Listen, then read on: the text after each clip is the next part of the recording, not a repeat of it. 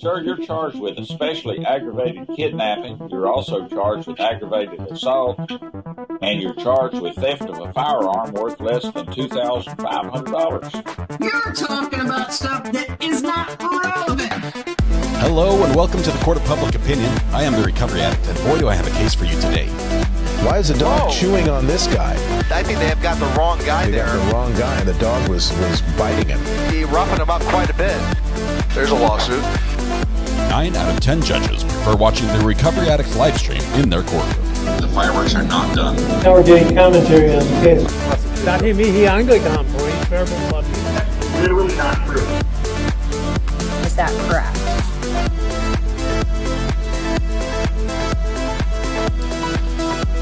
All right, I think I've got everything put back together.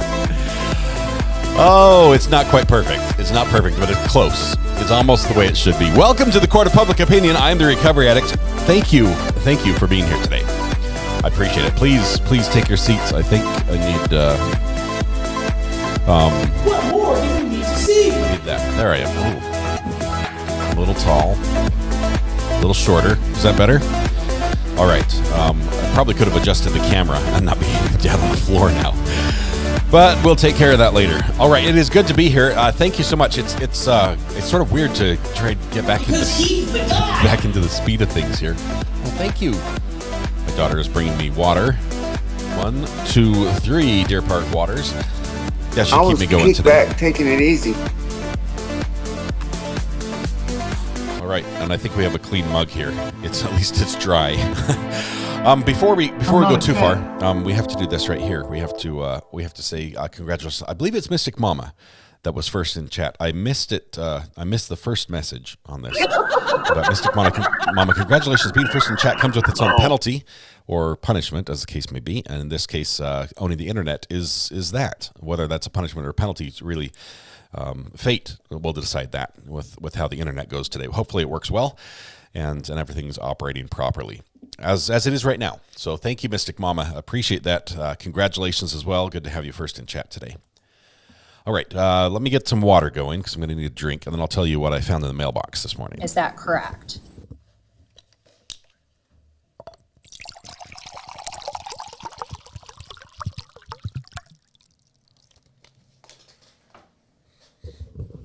All right, water is ready.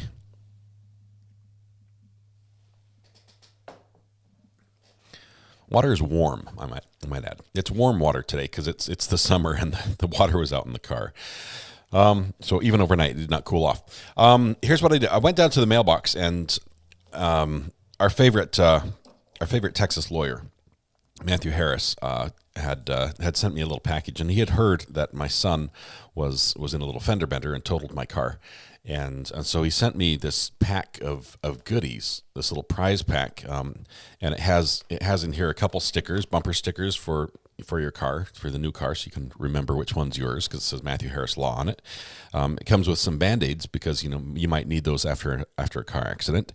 It comes with a pen to fill out the police report at a car accident, and last but not least, it comes with an insurance carrier with a couple little friendly reminders on here. It says, car wreck, injured, call 911 first, take pictures of all damage, get names and numbers of witnesses, a pic of the other driver's license, and a pic of the other driver's insurance. And in a traffic stop, it has these nice handy instructions. Here's my license and insurance. I do not answer questions without an attorney. I do not consent to searches, and I choose to remain silent. So great stuff. I'm going to have to train my son in this. Hopefully he doesn't have to use it for any reason, but that's awesome. You need something? What?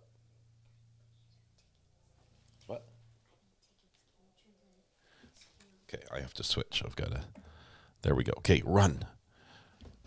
I'm feeling a little bit tanner, a little more tan than I was before. I don't think I burnt at all from my week at camp, but I did soak up a few rays. Let's see who we have in chat here as we get ready to get started. Just 1 second, reset that. This is going to go live. Why is my remote not working?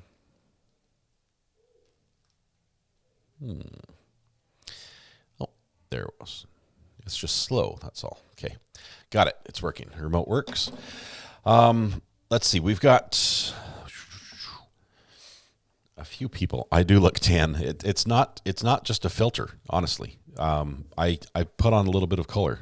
I guess I was a pale pasty white from 6 months of indoor work, and the sun cooked me a little bit over the week. Yeah. So luckily, no one was injured in the car accident. That's the important part. Is that correct? That's correct. It's doing that thing again.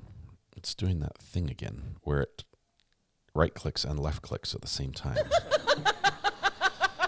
Oh, let's see. How are my bites? Maisla, I got bit by just about every bug that exists. There are two creatures that I saw out there that did not bite me, and they were both lizards, but not for lack of trying.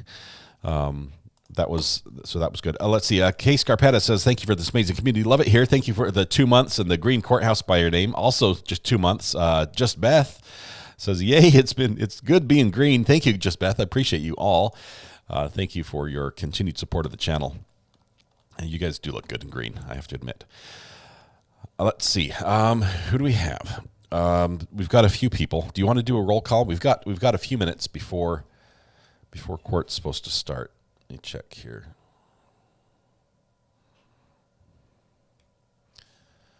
I think we've got just a little bit. We'll see.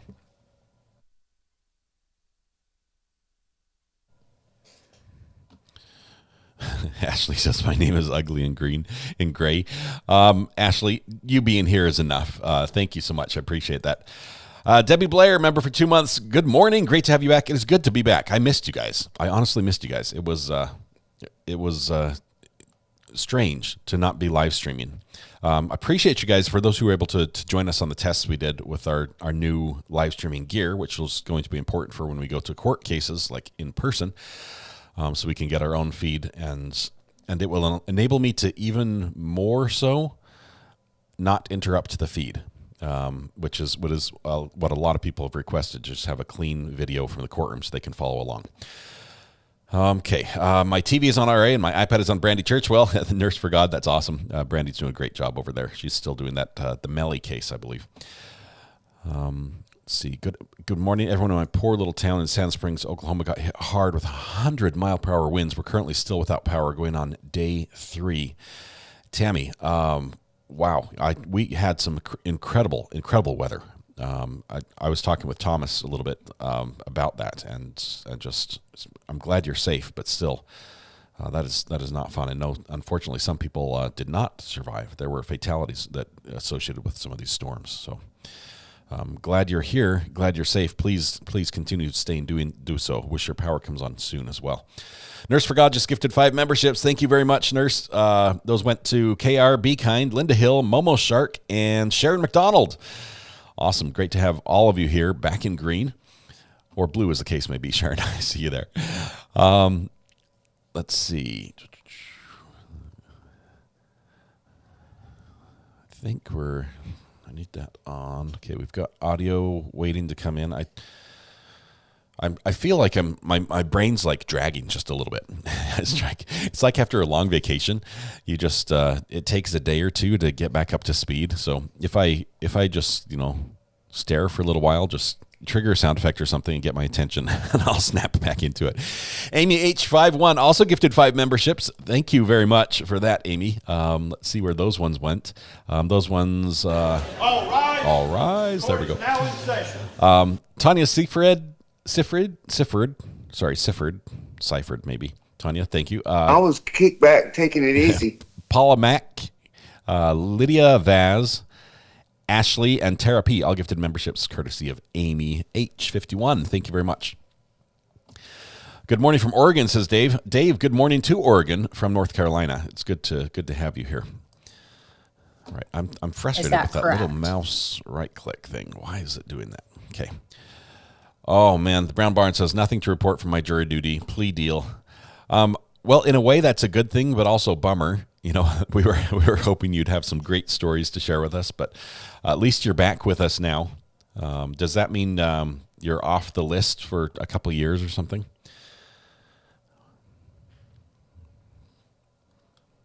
Let's Let's see. Happy Tuesday. I'm ready. Let's get back at it. We will as soon as court begins. We don't have a feed quite yet. Did RA freeze on my end, or is it on my end? Britta, I don't show that I'm frozen. Because he's the guy. I think it's on your end. I will tell you. Oh my goodness, I will tell you. Switching over to fiber internet has been a good thing for me. It's been really good, and so we finally, instead of having a redundant system, we went ahead and canceled our Optimum, or that was the goal yesterday. I wanted to cancel the cable internet that brought us nothing but grief for so long, since February. And if you guys go back all the way back in February, I started calling Optimum and having problems. The feed would freeze, the internet would go down. It was awful. It was terrible. And I've called and just they tried to fix it. There were 5 different times they sent out technicians to the house. They replaced all the lines. They replaced stuff on the pole. They replaced my modem. They told me I needed to buy a new modem. They spent $300 on that. Didn't fix it either. Stole it.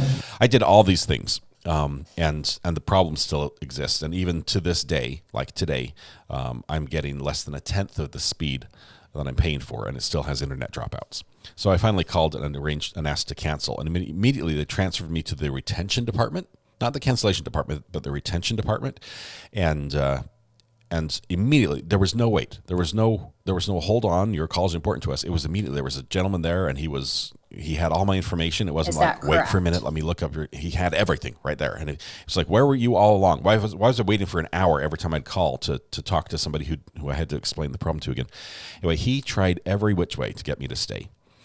And he was like, let me switch you to a seasonal account where we'll stop billing you, and then once we fix it, we can start it again. He did everything he possibly could, and it was unsuccessful.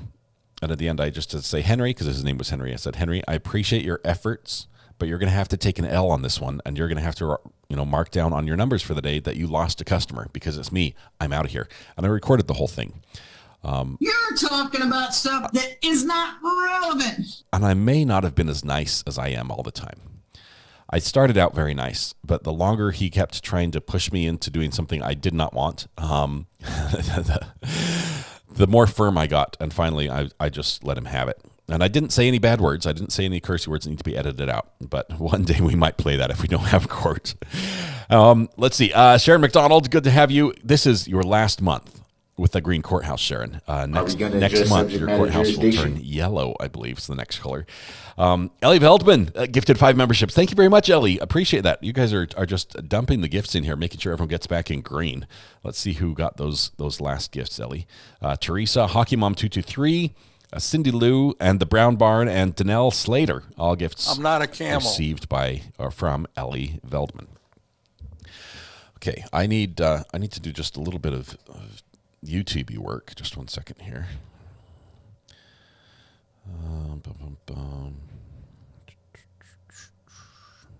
Let's see. Bring the jury.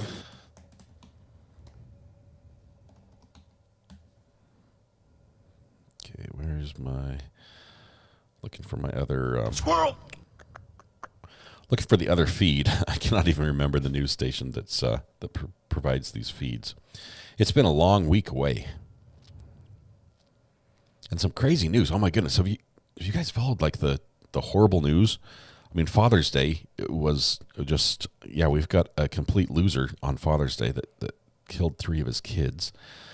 We've got a submersible with 5 people somewhere down on the Titanic. So Is that the Titanic correct? sinking possibly claims another 5 people. Just crazy stuff. Crazy news. There it is. Got it. We're pulling up WSVN.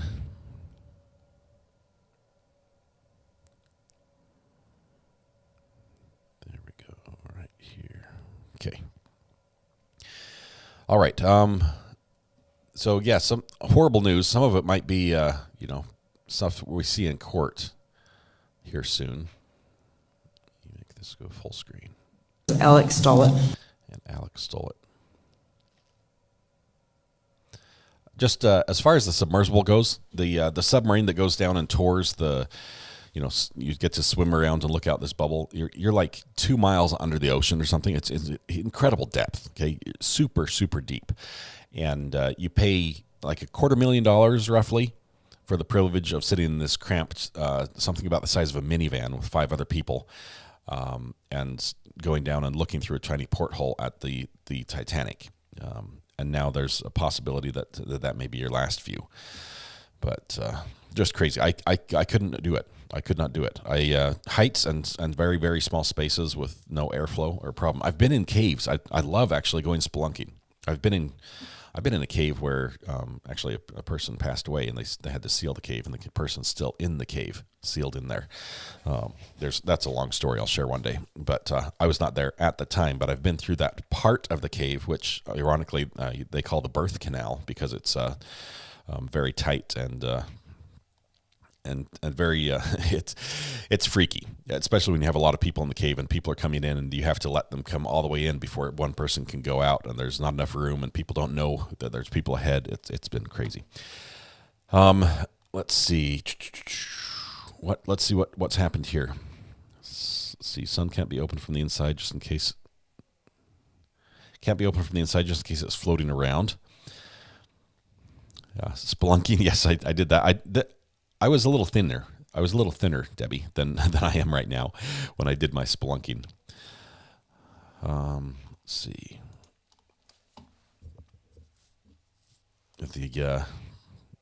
The dad that killed his kids. Let's see. His demeanor on the body cam footage was so unsettling, but the officer that told him to use his right to silence was amazing. Did one cave here, would not do it again. That's a hard pass from Rudy Patootie. There's some caves, Rudy, I bet I could get you to go in. There are some caves that are very big that you can literally walk in that have good airflow, and you'd be amazed how much difference it makes when the cave has airflow as opposed to just dead calm, dead quiet air. But when there's a breeze coming through and it smells fresh and feels fresh, sorry, I've triggered some of your claustrophobia. My bad. Sorry about that. But it's fun. There are a few caves that I think you'd like. Was it Nutty Putty? Yes, it was, Nurglerot. It was Nutty Putty Cave. Interesting cave for those that are familiar. You can probably Google it and find the story. But Nutty Putty Cave was a cave out in the desert of Utah where the cave is a hole in the ground. Like there's a little hill, and at the top of the hill there's a hole that just goes down. It drops down, and then there's a little slit that you have to slide through, and then it sort of opens up. But there's always just fresh air flowing out of that. Spelunking is checked off. Now time for base jumping. Nope. That's one I cannot do. I cannot jump off a perfectly good airplane or a perfectly good, solid ground base. I cannot do that.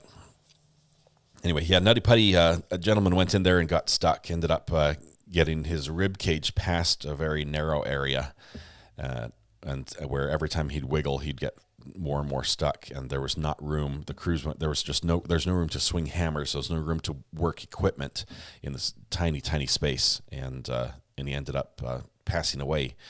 If they just grabbed his legs, which they had access to, and grabbed his legs and pull, it would have, they would have got half of him. It was awful. He ended up passing away, and then they're not able to retrieve his body, so they sealed the cave. Yeah. So on that note, I'm sorry. No small spaces, air or no air, says Francis Watts.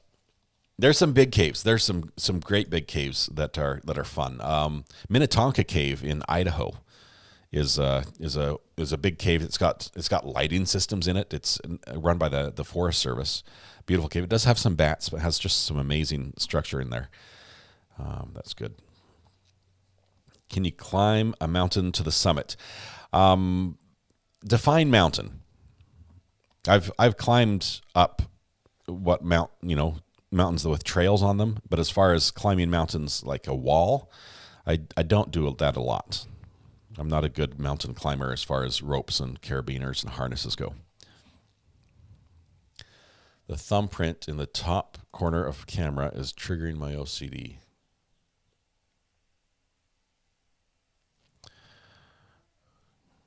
I think what it is the lights. It's too close to the lights.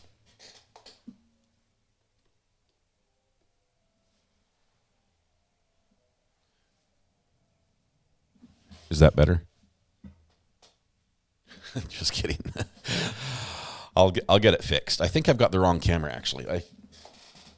I need to be using this one instead, and I'll have to swap out a few things to make it work. But it seems to be like doing halos.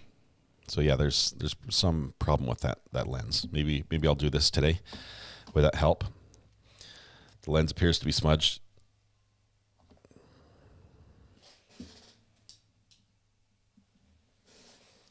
I don't know. It's weird. I tell you, it's my fault because I just barely yesterday got my studio set back up after taking almost everything. I mean, sorry to go back to this view, but I took everything except this soundboard and my microphone. I took everything else in that computer. So those three things I did not take with me, but everything else I took camping. Bite Me, welcome. Good to have you here. I appreciate the rough from our team mascot. How's Buttercup doing today? No condensation. I checked that. I think it's. I mean, I can wipe it with my finger because it's actually a lens cover. It's not a lens.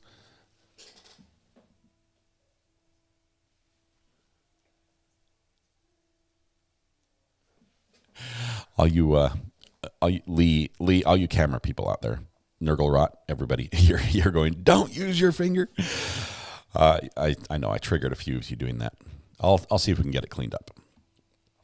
I made it worse. It's probably mosquito repellent is what it is, or sunscreen or something like that, because I was wearing that out at the beach, and it was the same camera I think that I had at the beach. I think I have an actual proper cleaning rag. Hold tight for just 1 second. What music do you listen to when you're cleaning camera lenses? Is that correct? Is it this one?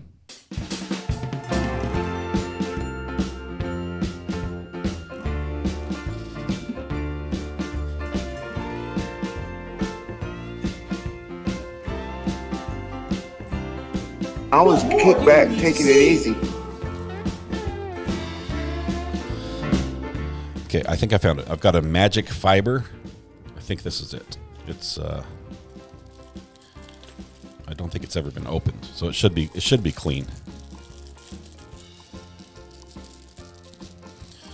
Give it a try here.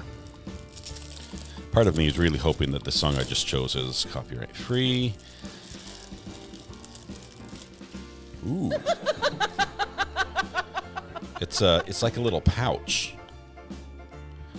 Okay, we're gonna give this a go live on air. See if it gets any better. Because he's the guy.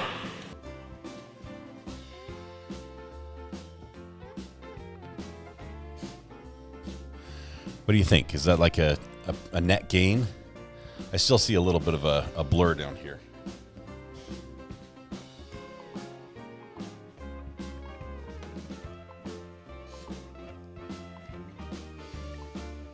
Showing a lot of leg there. Okay, that's going to have to be it for today. We'll figure that out.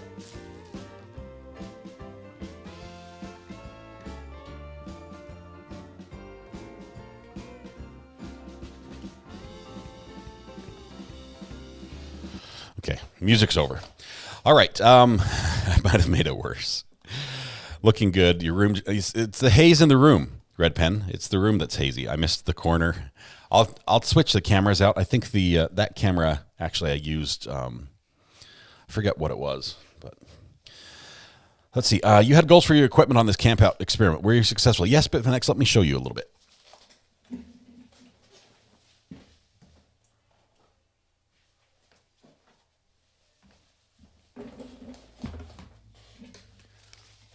All right. As far as the goals go for the equipment, there were a couple things that I really, really was happy with. Oops, I've got a couple cables on here that I don't need. The equipment that we're talking about is the LiveView Solo Pro, which I love. It's a little on the heavy side at 2 pounds, but just as a all-in-one, plug the HDMI in, hit a button, and go live on YouTube.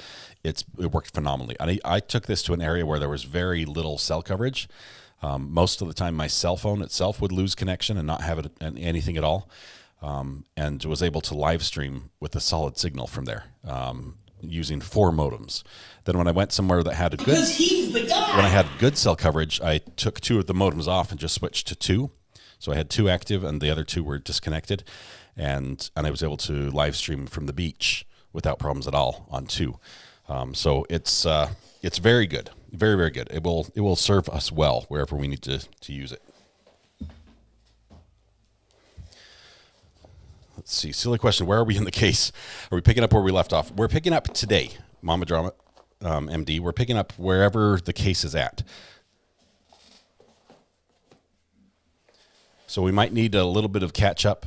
We're going to sort of depend a little bit on the closing arguments from the prosecutor, which should be, well, it shouldn't be that far off. I know they'd slated this for 2 months, but they say they're almost done. At least that's the rumor. The state should rest today or tomorrow, probably today, Greeners. That's what I'm thinking, Greeners. And thank you, by the way. You were great keeping me up to date at some of the things happening in this case. Good morning, Stacy. Good to have you here. This is great news. Thanks. Yeah, it's going to be good. I may actually, as we wait for a trial, if we have an opportunity, I've been checking my local county courthouse to see if there's a trial that I could go in, and I'd have to bring my own camera because generally there's no news there at all. But if I could get in there and just stream just a little trial that happens in my own court, and this would be something that had never made the news. Basically, it's you're going to have some felony, drug, car theft, things like that. I don't know. I don't know of any big murder cases that are coming up going to trial, but we might see if we could stream one of those just to see if we can make it all work. Great idea, says Brown Barn. Yes. Defense predicted 5 days for them. So we're basically a week before closings. Counter's at 86 when you're ready to update that. I just turned on the counter machine. Just 1 second.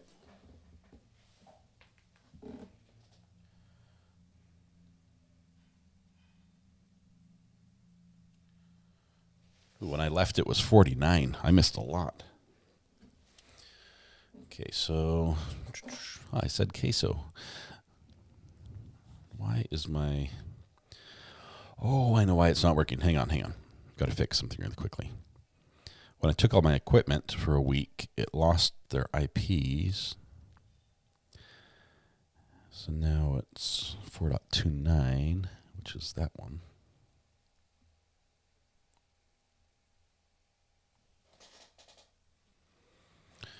Why would it not work?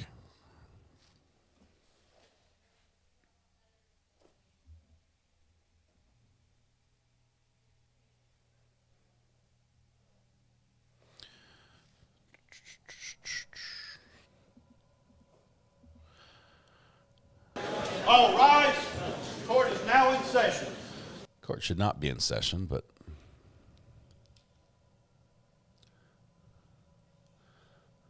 we're still waiting. No source from the court yet. Okay, 86 is the counter.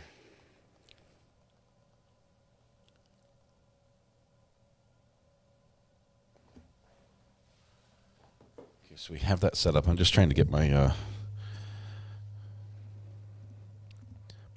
my iPad to connect to the switcher.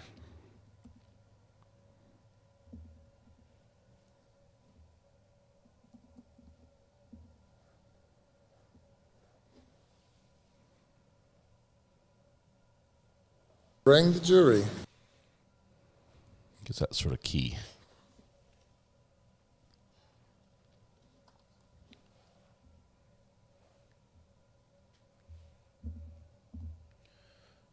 Let me see what. I think it's on the wrong network. Wi-Fi. It is on the wrong. Alex Stollett.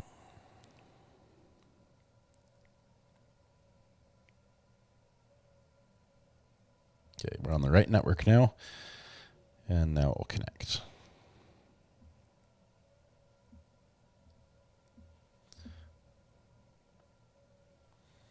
Are we going to address subject matter jurisdiction? We probably should. Okay, thank you. I'm getting everything caught up here. Now it's connected. Okay, so now I can do all the fun stuff that we'd had before. So let's see what we have for... Where's our counter? Need to make sure I've got that ready.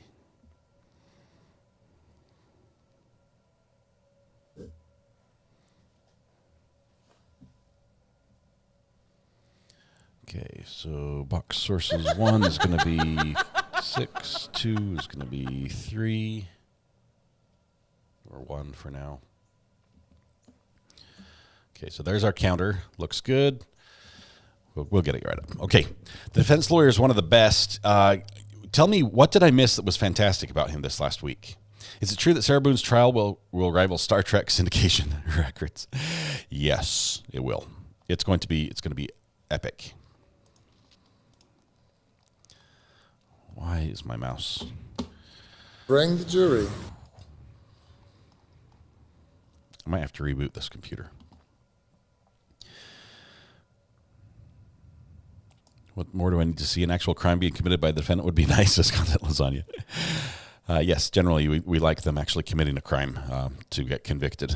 That's why this one is a so tough one for me. Have any of you changed your position on Scot Peterson as we have gone through this trial, as far as his guilt or innocence? So I guess we could probably do a poll once it's done, but nothing too exciting. I think the time the judge kicked the jury out to tell them to knock off all the hypotheticals, that was interesting. Thank you for sending me that link as well. I watched that, and yeah, the judge kicking the jury out was neat. I think we might actually get another letter from Sarah. We might have one last letter before there's a lawsuit. Nothing exciting happened. I picked the right week to skip, apparently. Think he's not guilty. Just wondering why he is there. Let's see. They cannot convict this man. Haven't watched his trial since you last covered it, to be honest, says Ashley. Not only not guilty, but innocent entirely. Okay, so this is funny. So, Content Lasagna, my wife and I, Mrs. R.A. and I, decided to watch a movie last night, and we watched Sully, which is the story about the pilot that landed his aircraft after a bird strike and lost both engines, landed it in the Hudson River, and everyone lived. And it was interesting because the way they portrayed the story, I realized they added a bit for dramatic effect, and they took some creative license a little bit. That wasn't exactly how everything happened, but there seemed to be an effort to convict him as doing something wrong when in actuality he appeared to have done everything right. And that in the end, sorry to spoil the movie, but in the end, we all heard the news. He was the hero. But it seems like we might have a similar situation here.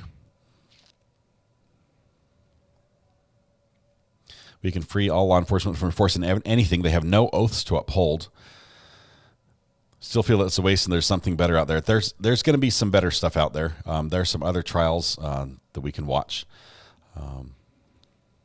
here soon. And if there's a new trial that starts that's worth watching, that we have a good feed on, before this is over, I'm not against jumping. And we'll follow what happens with the verdict. Judge doesn't like Mark. This is very true. I've seen that over and over. It seems that he definitely does not like the defense attorney, like on a personal level. Not that he has something against the client, but on a personal level, he does not like the attorney. All the equipment made it back except for one thing. I am missing the charging cable for my metal detector. And it's yeah. Is that correct? That's correct. So I don't know where it is. I've been through all the cars. I've been through every single cable. I went through one by one every cable that I own, which is a lot. It took about 4 days to do that. I've been through every room in the house. I've searched everywhere. I've picked up my kids by the ankles and shaken them. Nothing fell out of their pockets. I'm just kidding. I didn't do that. Alex stole it. But Alex stole it. I don't know where it is, and I need to get one so I can metal detect. Fun fact. I might be going back to White Lake, which is in the area where I was camping, to do some metal detecting. The lake is very similar to the one I was staying at, Singletary Lake. The difference is White Lake is entirely commercial, and Singletary Lake is exclusive to 1 or 2 campgrounds managed by the state and only open to nonprofit organizations.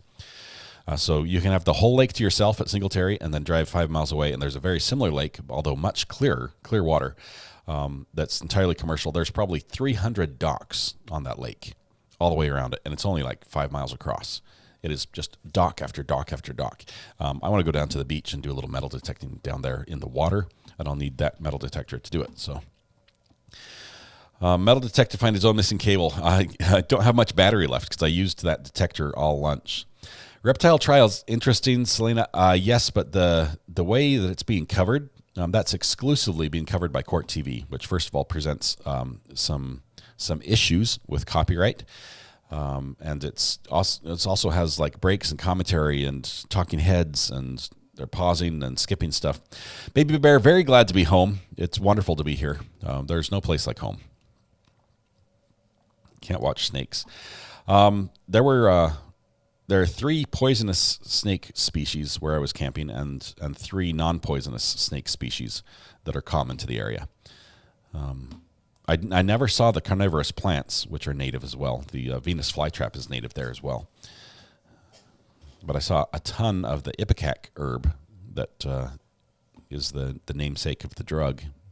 It's used for making people vacate their stomachs in reverse. Let's not ever watch the Chad Dorman case. Too horrible. I agree. Welcome back. Just saw some on Jay's channel yesterday. Terrible Court TV coverage. He's doing the best he can with that. Jay's got some challenges he's working with there, but I really don't like how Court TV covers it. It's virtually exact opposite of how I think a court should be aired. I believe that, more visibility, less talking heads, less commentary is better. You're going away later this week. 2 days. I'll be gone Thursday and Friday. I'll be up in Virginia.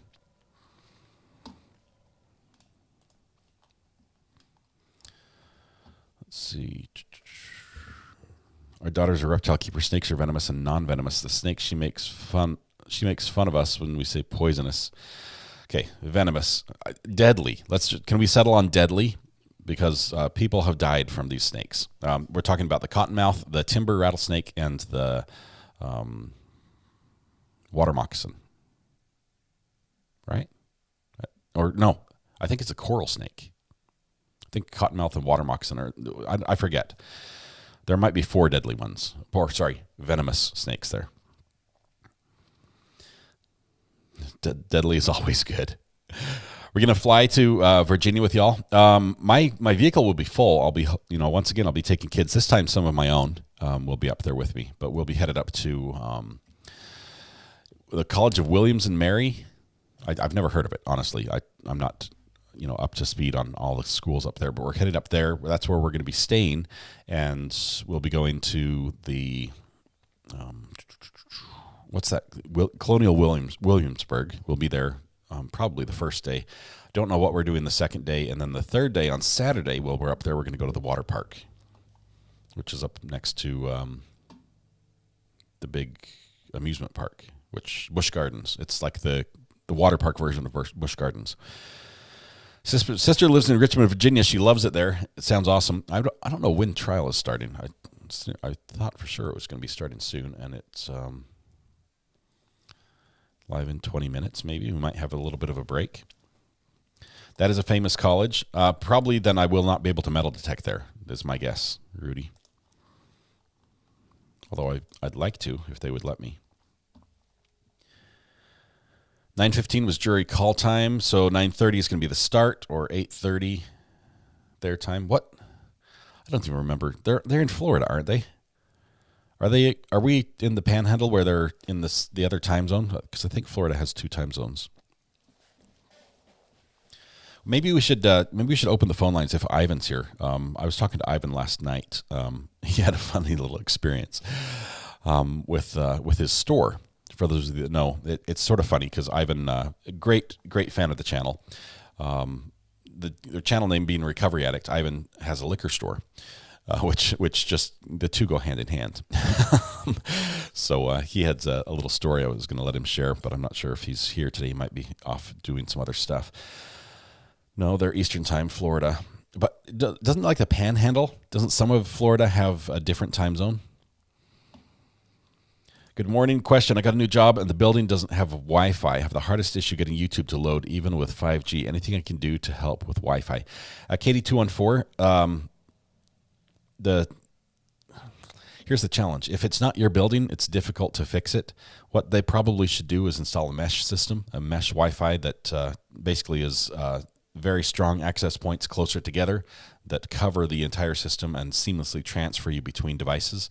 The Eros are pretty good. I've got several of them here in my office right now, which is probably overkill to have them 10 feet apart, but that's where they are. So a mesh system would help. Other than that, hardwire is the best you can do. But if it's somebody else's building, trying to get them to do the upgrade, unless they have a definite benefit to it, I'm not sure. When will we be back? I'll be back on Monday as well. I'll actually be back Saturday night. And I'm not taking my gear, so the studio will be set up for Monday. 2 time zones in Florida. I wasn't smoking something. I remember that. Thank you, Thomas. Appreciate that. Gulf Coast of Florida is Central Time, though. Okay, and that's where we are for this trial.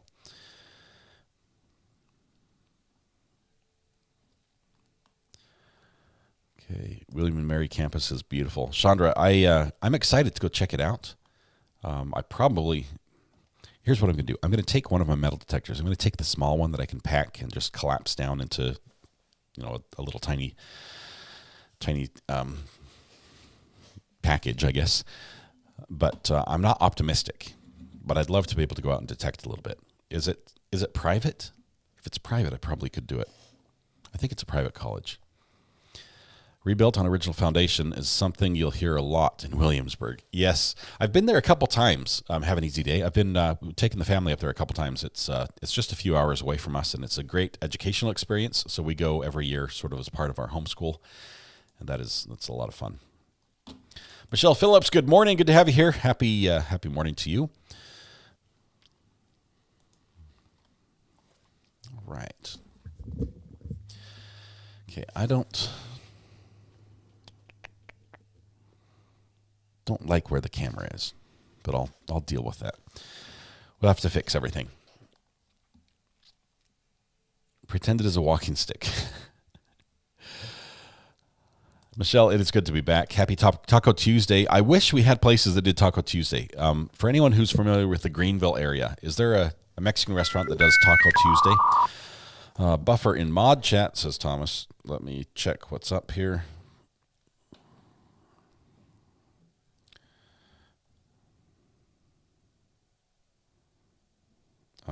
There's the time zone. Thank you. Thomas sent me the map with the time zone split. And I can see it on my phone. You can't. It just looks white. Oh, if I turn it just right, it looks like you can see it. But basically the line between Alabama and Georgia, if that were to continue down through Florida, that's where the time zone split is. Thank you, Thomas.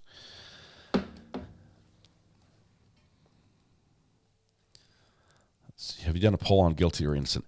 Rolling with 7. I think I'm going to make an exception in this case because, first of all, we're not following every minute of it, so we're not listening to all the evidence.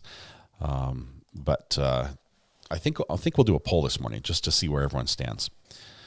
But we're waiting for the feed from the courtroom right now. It should be jury should be there right now, so any minute now we'll get a feed. Has anyone got a birthday or anniversary today? I have not heard any yet. Arlene Landry from Ontario, Canada. Good to have you here. Shout out to JB as well. He's up there in Canada, way in the frozen tundra. I think it's still frozen up there. Central time zone is huge, like 34-hour drive across the time zone. On the bottom, because most of Texas is in central.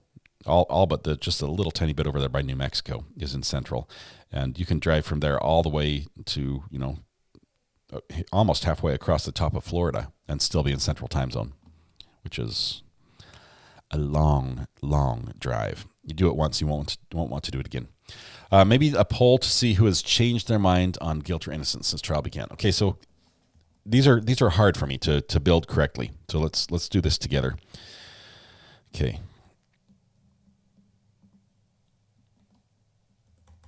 If you changed,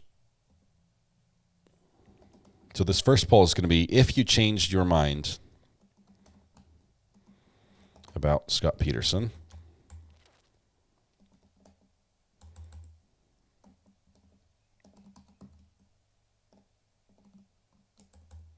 He has 1 T, right? I can't remember. Yeah, 1 T. Scot Peterson.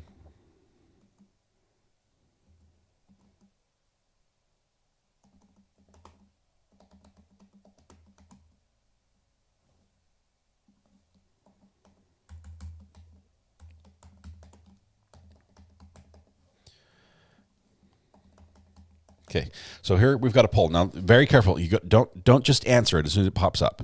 Read the question very carefully. We're going to following the Brown Barnes recommendation. This poll is: if you changed your mind about Scot Peterson, do you think he is? And then it says guilty or not guilty. So if you changed your mind during this case, only if you changed your mind. So this might be very few people that vote, and that's okay.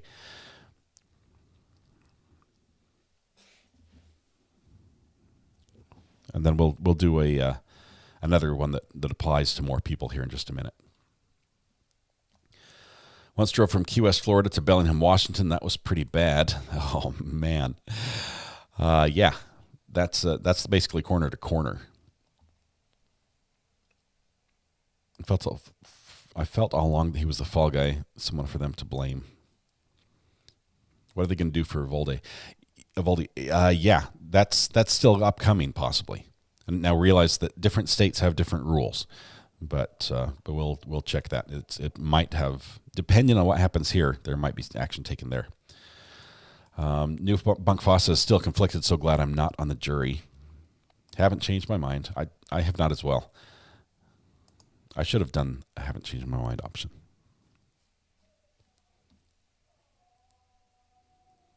I'll clear the poll off. Ready? Here we go. I'm going to end the poll. If you change your mind, 79% say not guilty, 20% say guilty. But it's my opinion. I personally believe that they're not going to be able to prove that he committed any crime, that he was at fault. They can't prove what he knew, and what they are able to prove seems to indicate that he was attempting to do things, even though it was not effective, even though it wasn't the best decision to make, that he was attempting to do what he, thought he should, and possibly following some training in that. So, tough one. Greeners had the 12th wedding anniversary yesterday. Greeners, congratulations on that. That is awesome. Did I miss anyone's birthday? I didn't see anything in the poll. 80-20, just like my ground beef, says Ashley. Yum. That's good stuff. Good morning, Arkansas Magnet Fisher. Good to have you here. Still might have to talk to you about being a source to get us some video out of Arkansas. Arkansas is producing amazing police chase. I won't call them police chase. They're police capture videos. Where they capture the bad guy. And they do that because they don't just chase them until they get away. They actually stop them. They put them in the ditch. Let's see. Tried to watch your Reptile case on Court TV. It was horrible with the commercials and cut-ins. It makes me appreciate you. Yeah, Chris, that is a tough way to watch it. I'm not a big fan of that. Keep it simple. Okay, here we go. I like that. We're going to do that a little bit better. This one everyone can answer.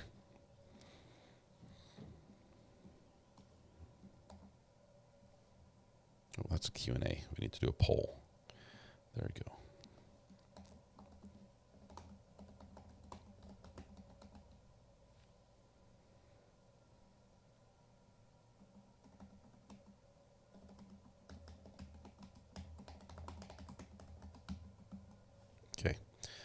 There's one everyone can answer.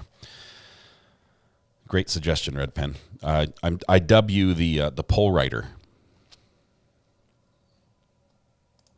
Tommy says, came with an open mind, not seen enough to find him guilty.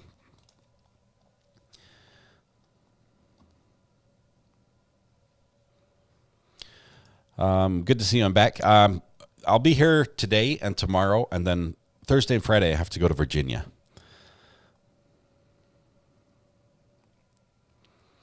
My opinion, I think I shared that rolling with 7. I don't think they can prove that he knew what was going on and didn't take action. I think for me, the part that really sticks out is my personal experience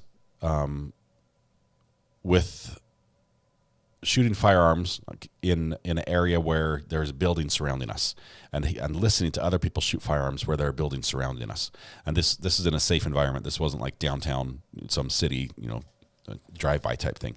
But hearing gunshots with buildings around that are similar in nature to this, the echo. I can't overstate this. The way that the sound bounces around makes it very difficult to pinpoint. And so I can see from where he was standing, he was in the worst possible position to pinpoint the sound, where it's coming from. And so he was basically stuck hearing sound from all over and not knowing where it was coming from. That's what's been the sticking point for me. Did I have a good time? I did, Allison. And I fed a lot of mosquitoes and who knows what else. I think I've got a couple of my knuckles. I think I got some poison ivy or something on them, because they itch like all get out. Holly says, I don't even know what this trial's about. I don't know. I think he could have done more, but you can't make him a criminal. I agree, Ivan. I think there was more he could have done. Had he taken an action, had he done something other than stand right in that position of the least effective, least possible. I think where he was the worst place for him to gain more information. Yes, he had cover. It was a safe area that way, but for him to be able to determine where the shooting was coming from, I think that was the worst possible place. So to stand there and try to keep determining that I think was an error on his part, but I don't think it was criminal. Robin says, all right, I watch Dive Talk here on YouTube. Cave diving. I'm claustrophobic and dislike hikes and confined areas. For some reason, fascinated with Dive Talk and their underwater and tight space. Diving a cave, that is next level stuff. I mean, that is not... Glad to see you back from vacation. How was it? It was loud, apparently. Sorry about that. Arkansas Magnet Fisher, it was great. It really was good. It was great to get away. It was great to be back. But I had a very fun time. No more time off for camping for you. I'm lost without your channel, says Kelly. Kelly, here, let me tell you the schedule for the rest of the summer. Okay, here it goes. I will be gone for 2 days this week, and in July I will be gone for a week. Now in July I will have my live view with me, and I may be able to stream not court cases, but stream some outdoor stuff, possibly metal detecting, some various activities that way, just so we're not completely separated. But other than that, I'm not going anywhere. So if you'll afford me that's 2 weeks and 2 days. So 12 days of vacation, which is what the average company gives you, right? 11, 12 days of vacation is about normal. For poison ivy, I mix water and baking soda and paste it to cover the area. Keep it on for about an hour. It takes the sting and the itch out. KR, if it's real poison ivy for me, I end up having to call usually Instacare because after about 3 days, my hand swells up into just this massive football-sized thing, and I need to take prednisone steroids to get over it. It happens several times. Where are you going to be in Virginia? Up around Williamsburg. Colonial Williamsburg. The fact that underwater cave diving is even a thing is too scary for me. It's not my thing. I cannot do that. Let me turn this one on. Got some audio there. About 5 minutes now, we should be getting a feed. Calls from the campus 911 didn't reach the radios he had. Yeah, Tommy, they went to a different dispatch. That's what's really sad. They went to the police dispatch instead of the sheriff's dispatch, and the radios were not patched together. So, I mean, there's so many things that could have helped him out, but were not set up right or didn't operate the way that it needed to for him to get that information. So, did I find some gold? I did not, Eva. Honestly, I think what I did find metal detecting is that the way I was set up with my live view, using those modems and with them on my belt right next to my metal detector, I got so much interference on my metal detector from the transmitter that it was almost very difficult to metal detect. I got a few things, a little piece of I don't even remember. I'll have to go watch. Nothing really valuable. Ashley says, everyone that comes to my house to have burgers tries the pickles and loves them. That's because they're amazing. We're talking about spicy maple bourbon pickles, the best pickles on the planet. If you haven't tried them already, just know that A, I don't get anything for you trying them, but B, they will change your life. They're that good. Have a little bit of spice to them. Prednisone. Did I say prednisone? I think I almost said pregnant. So prednisone. It's a steroid, whichever one it is. You're only here 7 or 8 months. Your vacation's not come up yet. Mary Murphy, take it up with my boss. That's what I've got to say. Take it up with my boss. I love seeing beach metal detecting stream. I've been wanting to start out here in the desert badly. Well, Scott, I can give you tips. I can make you recommendations if you're honestly interested in metal detectors. Depending on where you're going, there are some metal detectors that will work better than others. So reach out to me on the burner phone if you really want information about that, and I can steer you one direction or another. Did anyone take a picture of how you looked with all that gear? Yes, it was. Let's see if I got them here. They're not the best pictures.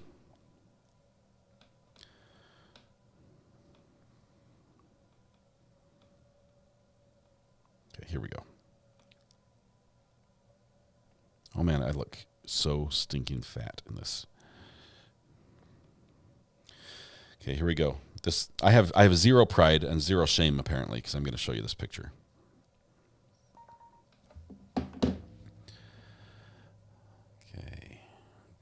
Here, options, show and finder, go to media.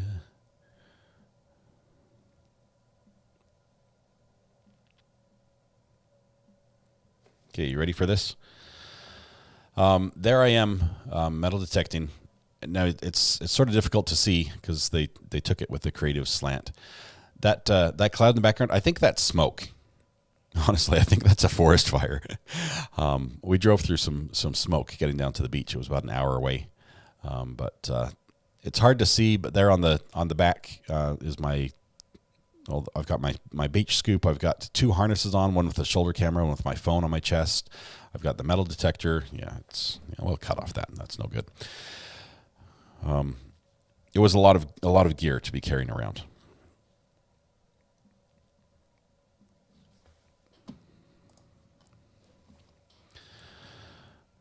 It was a very much one-man band type appearance. The cloud, I think it was all smoke. I think there are a number of us that would like to know more about detecting. Maybe on a slow trial day, you could spend 90 minutes on gear. I can do that. I definitely can. I've got enough material for sure. I do never get bored. There's always something to do. Usually it's honeydew. When I came back, my wife, who was just a saint and an angel, took care of everything while I was gone. She did have a small list of things for me to do. Just a couple pages long, and I got about a third of them done. But okay, court is officially late as of right now. Waiting for the stream still, and it's not coming. So just hang in there.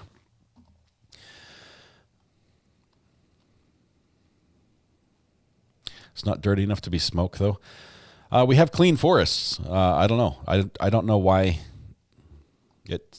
We definitely did have smoke, and I realized a lot of the farmers burn their fields this time of year, which we saw a couple of them just lighting their fields on fire. I don't know how they can contain the fire, because it's like one guy in a pickup truck and he just lights all the edges and then hopes it burns towards the middle. Laura, we're staying with Peterson Trail today. If anything else comes up that's more interesting, that we have a good feed for, we'll cover that. Did you tell RA about the women metal detecting on your Main Street project? I have the memory of a goldfish here. Remind me which one we're talking about. My Main Street project. I'm thinking of a couple experiences doing that, and I didn't think I'd shared some of those with you.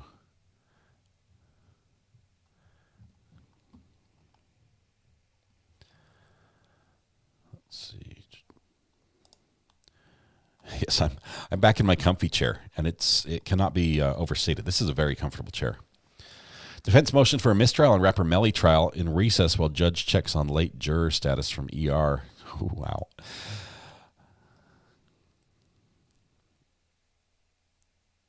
It was on Ivan's channel. I've got, like, right now, for some reason, Red Pen, my brain, the synapses are not firing, so I cannot recall which one that was. Coming down to Topsail, we'll buy you guys some lunch. Sheila, that would be awesome. I do love Topsail Island. I think, is it Indian Beach? It's probably one of my favorite to visit to go swim. It's because it's secret. Nobody knows about it.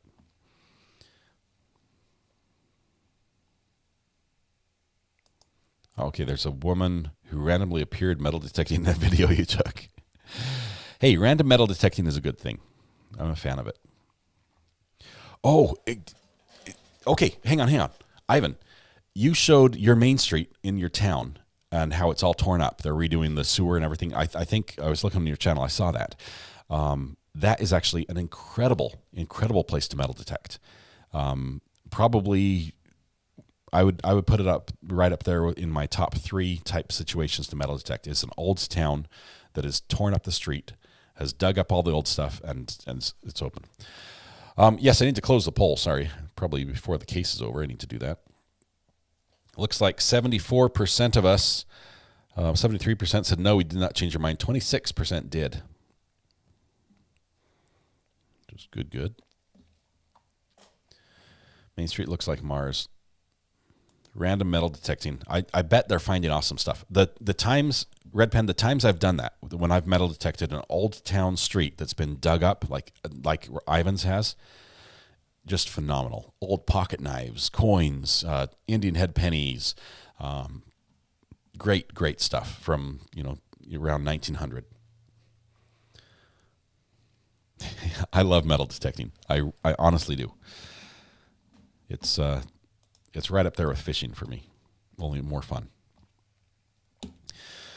All right. The judge is late.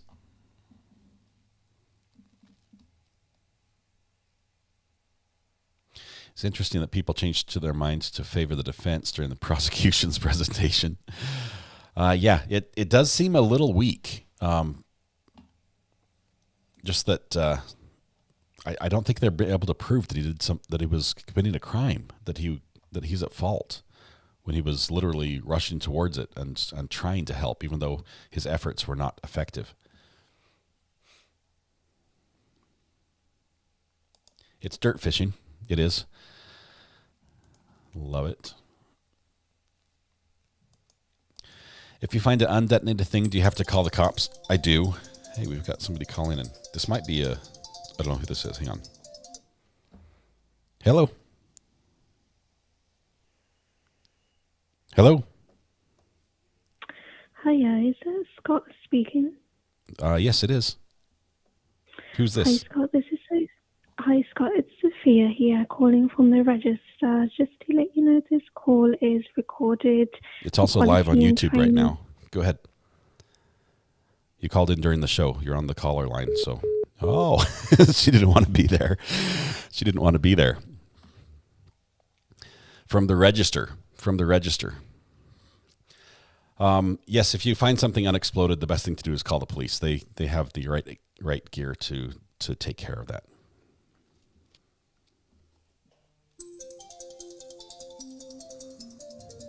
Okay, let's see who this is.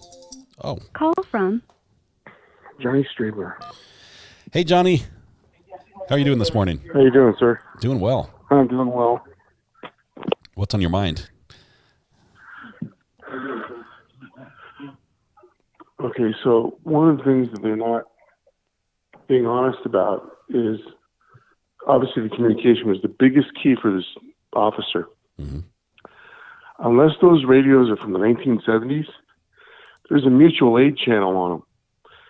even though that call went to a different agency, the agency could have put it on a mutual distress channel, and everyone could have been on the same channel listening to what was going on. So I think they're covering for the department itself, because this is pretty basic police stuff for a couple of decades. I know he didn't do everything maybe they think he should do, but if he was the original handling officer, since it happened where he was, someone has to set up a perimeter. They got to set up a staging area. And communication is the biggest thing in the world for this guy. And it's basically the incident command system, right? So he's the first on scene. He's in charge initially. He's in charge until he gets relieved by somebody if they choose to relieve him. Yeah. Other than that, he stays in charge. So and I you need a perimeter so people don't come in. I haven't followed the testimony. Obviously, this last week there might have been testimony about that system and where people were going to for information. I think from what I heard from the news, Scot Peterson didn't think he was in charge, which seems strange because he's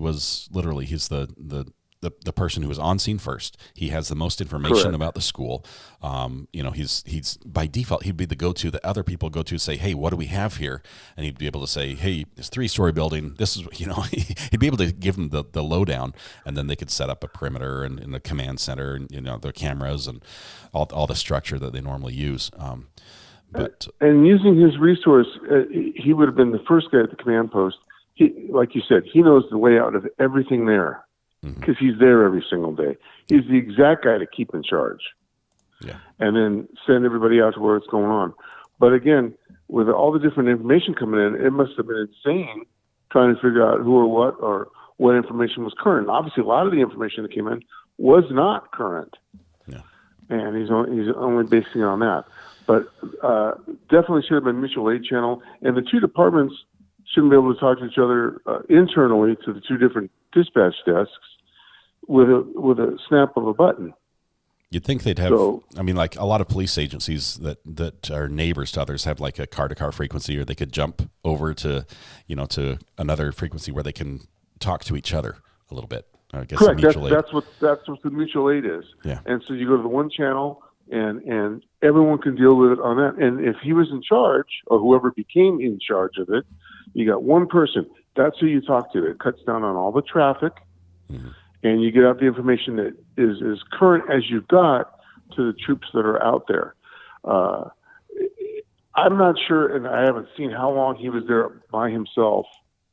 Okay. But once he got back up there, yes, someone has to go in. You've got an active shooter. You have to go deal with that. But if you're going in blind and you get hit, now they got to save you too. If you're on an airplane and the little thing comes down for breathing, the first thing they tell you is put yours on first before you save somebody else. Right. Because you'll lose consciousness and then you're no good to anybody. Right. Correct. If you'd have gone in completely alone, absolutely no backup for a few minutes, and something happened to him, he had the keys. He's got the layout and the knowledge of the map of the whole place. Now they got nothing. Yeah. I wonder. That doesn't make any sense. I'm not trying to fault him. Obviously, he's had a long career. Typically, school resource officers don't see the same level of crime or the same level of incidents as they have frequent incidents, but the severity of them is much lower. You're dealing with some truancies, you're dealing with some low level drug use, some thefts and things like that. But you're not dealing with murders and stuff that other officers might have to deal with. That very traumatic accident scenes. I wonder if there was a sense of complacency or somewhat where he had just not been around that type of event for very long, for years, as he'd been an SRO at the end of his career. I wonder if that the human factor came in and suddenly it was right back in the big leagues again, and he just wasn't ready for it. Well, that very well may be. I don't know. Generally, you put someone in there who's had a lot of experience before you put them into that situation. But even if it is the way how you put it, he'd been out of the game for a while. That should be a giant factor in that the department should have kept him relevant and up to date on all the training. Yeah. Because as we've all seen in this country, we have a lot of school shootings that are going on. Our youngest son is now in middle school, and the officer there is very up to date on what's going on. He's got all the equipment and the knowledge. I've talked to him many times, and you have to stay relevant with that stuff. So they haven't given him the proper training. It goes back to the department and not the individual. This poor guy is getting everyone finger pointing at him, and they need to leave him alone. I'd say we definitely see institutional level failures during this event, but to pin it on an individual here, I think is wrong. Even though there are things I definitely say he probably could have done this differently, or done better, or done sooner, or there are definitely things he could have done in hindsight that would have been better and given him more information and would have helped out more. But I just don't see, even with that, I don't see there'd be enough evidence to pin this on him.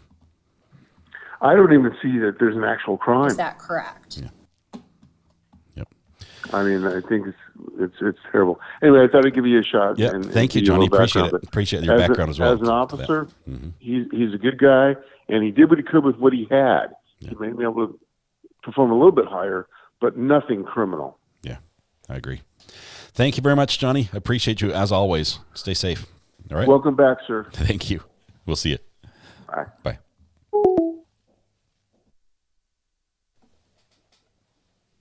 It's time for some warm water.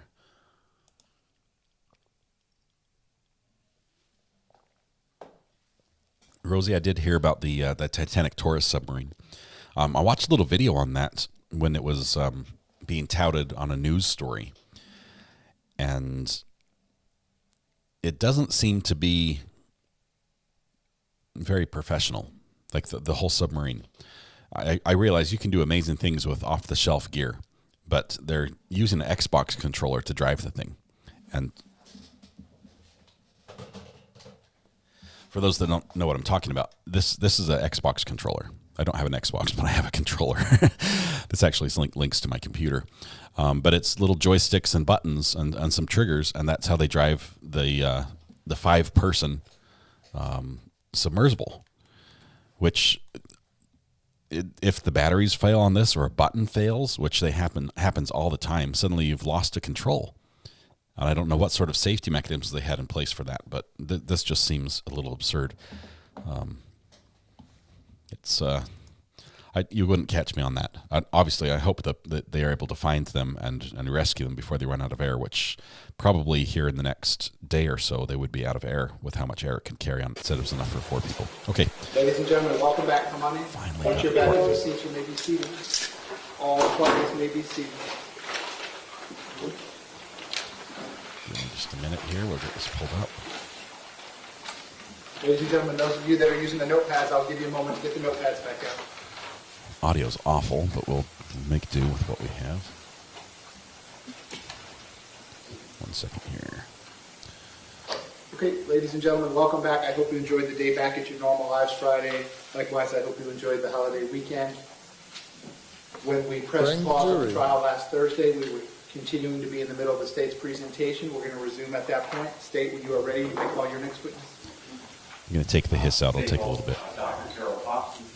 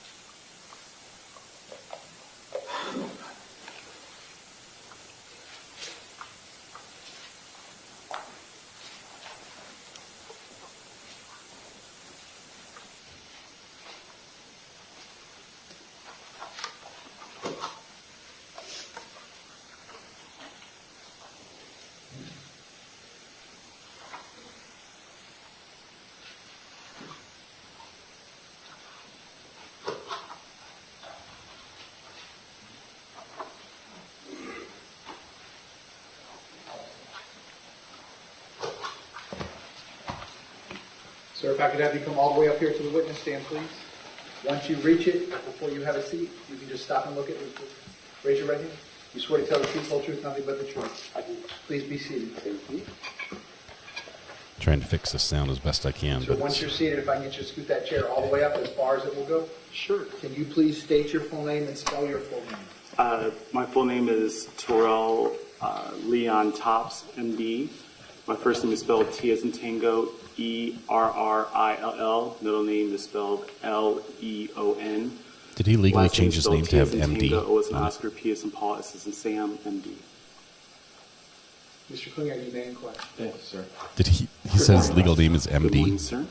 Dr. Thompson, what do you do for a living? I'm a medical examiner, also known as a forensic pathologist. And where are you? Who do you work for as a medical examiner? Currently, I'm with the Palm Beach County Medical Examiner's Office. Was there a time when you worked at the Broward County Medical Examiner's Office? Yes, from the years 2016 to 2019. Could you please tell the jury a little bit about your education? Went to undergrad at Johnson C. Smith University in Charlotte, North Carolina. Afterwards, I went to medical school at the University of Rochester in upstate New York. And after that, I did my residency at Baylor College of Medicine in Houston, Texas. Finished up at Georgetown University Hospital in Washington, D.C. Then did a fellowship at Wake Forest University in Winston-Salem, North Carolina, where I learned to be a forensic pathologist. After that, I joined the military with the Air Force. 4 years, I was a medical examiner performing autopsies on service members who died in the Iraqi and Afghanistan wars and the global war on terrorism. After finishing that tour for 4 years, I became a professor teaching medical students, grad students, nursing students, public health students, pathology. After that, I then worked a year in Washington, D.C. as a medical examiner. And then I came down to Broward again from 2016 to 2019. For that, I transferred up north, one county up.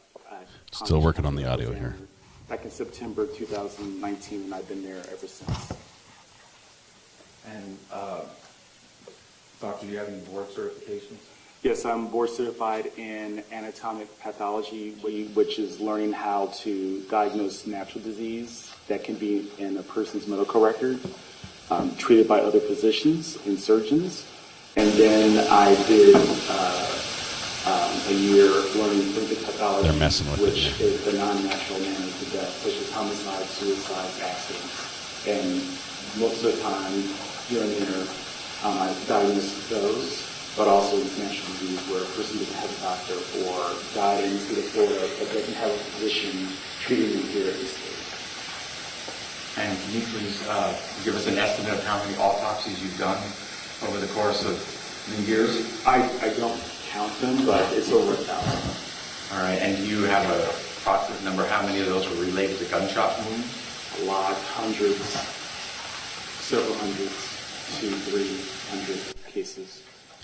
Okay, they fixed their So static I'm going to issue. call your attention to February 14th of 2018. Were you called out to Martin Stone Douglas High School that day, or were you asked to do any work concerning the shootings that happened at the school that day? I was notified by the deputy medical examiner, Steve Robinson, who called me to let me know that there was a situation that happened that's currently being dealt with at Marjorie Stoneman Douglas High School, and that there were casualties, and to be ready for the next day to perform autopsies on the casualties. So did your involvement with actually starting to do autopsies, was that the next day on February 15th? That was on February 15th when I performed several autopsies on several members that passed away at that school. And Doctor, do you recall performing an autopsy on Joaquin Oliver? Yes, I did. Just go ahead, the alcohol on for the...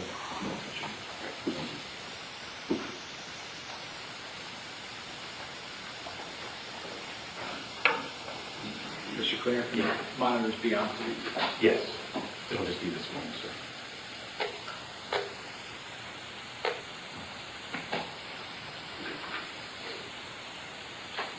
And do you recognize who's in that photograph? Yes, I do. It's Joaquin Oliver. Thank you, Jim. When you started the procedure to do the autopsy, did you assign a case number to the autopsy of Joaquin? The case number was randomly assigned based on the number of individuals that were being processed one at a time. The case number that was affixed to Mr. Joaquin Oliver was case number 18-0536. That number will always be affixed like a Social Security number on Joaquin Oliver's case. No one else before or after him will have that same number. So for as long as the records exist, that will be the case number with the decedent. Were you able to determine before or during your autopsy what his age, height, or weight was? His weight was 134 pounds, and his height was 5 feet 11 inches, and his age, I believe, I don't recall, I think it was 17. Would it be in your report? It would be in the report, yes. If I were to show you a page of that report, would it refresh your recollection? Yes. Or do you have it?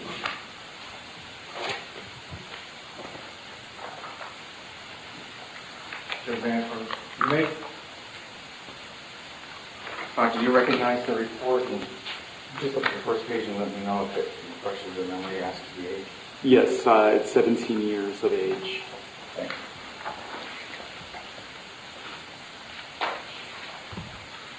And now, Doctor, if you could please walk the jury through the autopsy.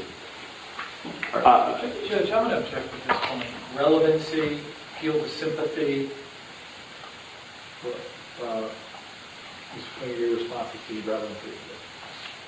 Which is we have to, as part of the, you want to sidebar or I'll make speaking objection, that's part of the information. It's part of the proof as to count 3.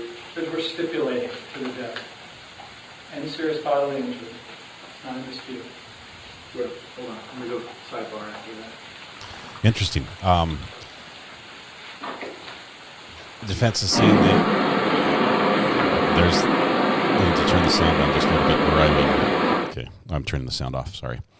I don't know why we get to look at this guy's laptop during the break, but here we are. The prosecution's brought up the medical examiner, and they're going to go through all the details of the injuries that were caused by, right now they're dealing with Joaquin Oliver, who was one of the students who was killed up in the hallway on the 3rd floor. And so defense is objecting, saying, hey, what's the relevance of this? And he says, well, we need to do this to prove, the injuries on count 3. And defense says, we're stipulating to that. There's nothing to prove. We've already agreed. So this is not, the appeal to sympathy as well. It's going to sound awful, okay? And it is awful. I'm not saying it's not. Probably if you think back to the actual shooter's sentencing trial, some of the most impactful testimony that we heard during that trial came from Joaquin Oliver's girlfriend, as she spoke about Joaquin and what sort of person he was, and just probably the most eloquent use of the F-bomb I've ever heard in my life. So yeah, we're going to see if the judge will allow. He's allowed everything else, right? There's been very few. I've heard there were a couple times that they've see if they still got the sound going. Oh, they fixed it. Okay, good. I've heard there were a couple times last week when the judge did agree with an objection by the defense. We'll see. I hope we're not going to hear the reports on everyone who died. I really have a hard time seeing how that relates directly to this case.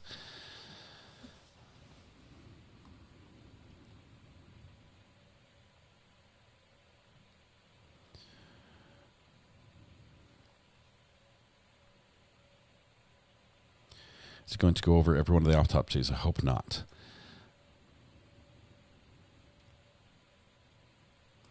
His family was so broken how close they were.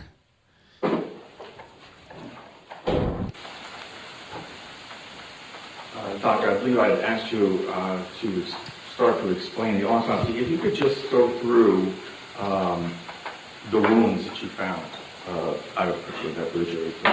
Yes, there were Judge 4 allowed. gunshot wounds on Mr. Joaquin Oliver's body, and one was involving that of his left leg, where it entered on the left medial side of the leg, which is the side of the big toe on the left foot. It then entered and injured primarily the soft tissue, didn't fracture any bones, exited out of the back portion of the left leg. So it went from left to right, front to back, and downward. The other... I ask you a question just about related to that particular injury. Would that prevent someone from being able to walk, or would it impede their ability to walk? The injury went in between the 2 bones of the leg, left leg, which is called the tibia and fibula. The tibia is the thicker bone that maintains one's height. And there is a nerve called the peroneal, I'm just mispronouncing it, I'm sorry. It's spelled Peroneal nerve. And what happens is that when that nerve is injured, it causes the victim to be unable to walk. They aren't able to move their foot to walk in a gait. According to witnesses, or a witness, that after he was shot in the leg, he fell and couldn't get up.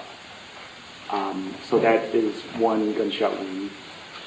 Another gunshot wound involved that of the left arm.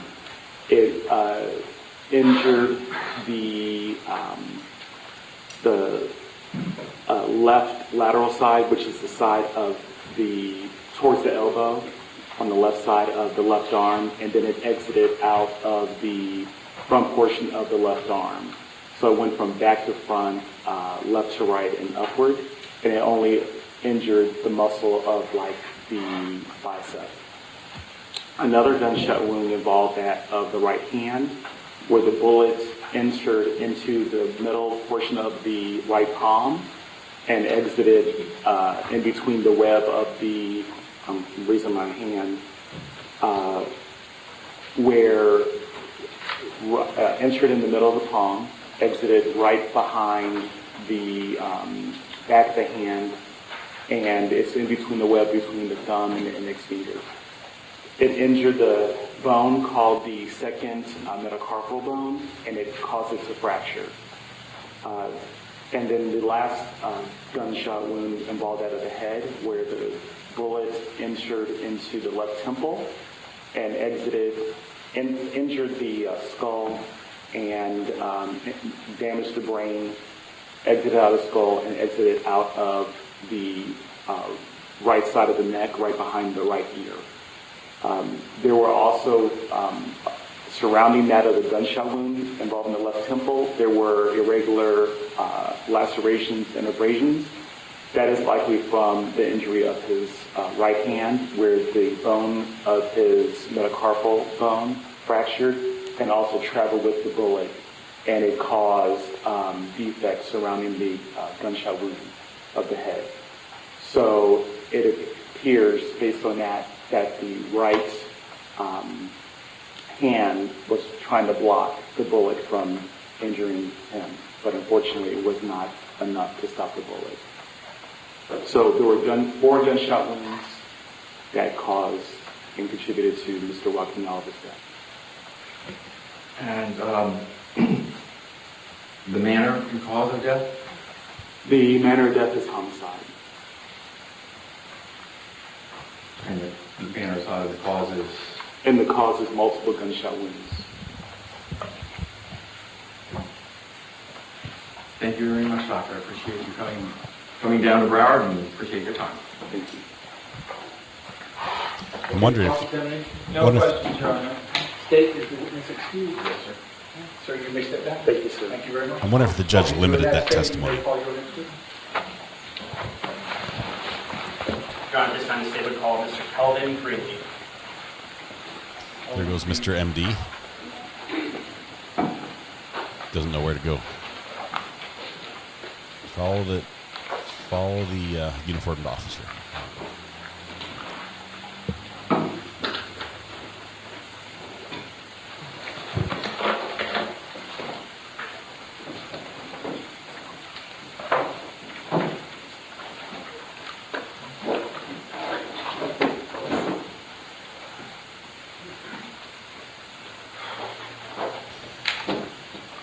Yes, the prosecution said they'd only say his name once, but they've said it several times.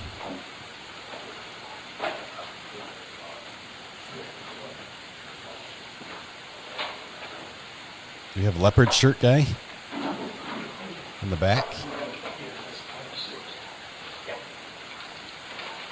If either side wants to use the demonstrators for lack of a better term, I tested it this morning, so it's good to be with. It is funny on me right now. Take that away, please.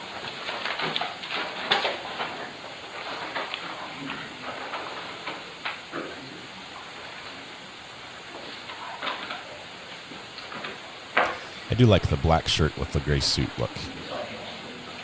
That looks sharp. Sir, if I could have you come all the way up here to the witness stand, please. Once you reach it, before you have a seat, you can just stop and look at me, please.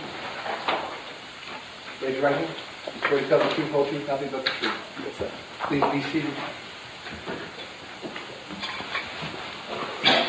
So once you're seated, if I could get you to scoot that chair all the way up as far as it will go. Can you please state your full name and spell your full name?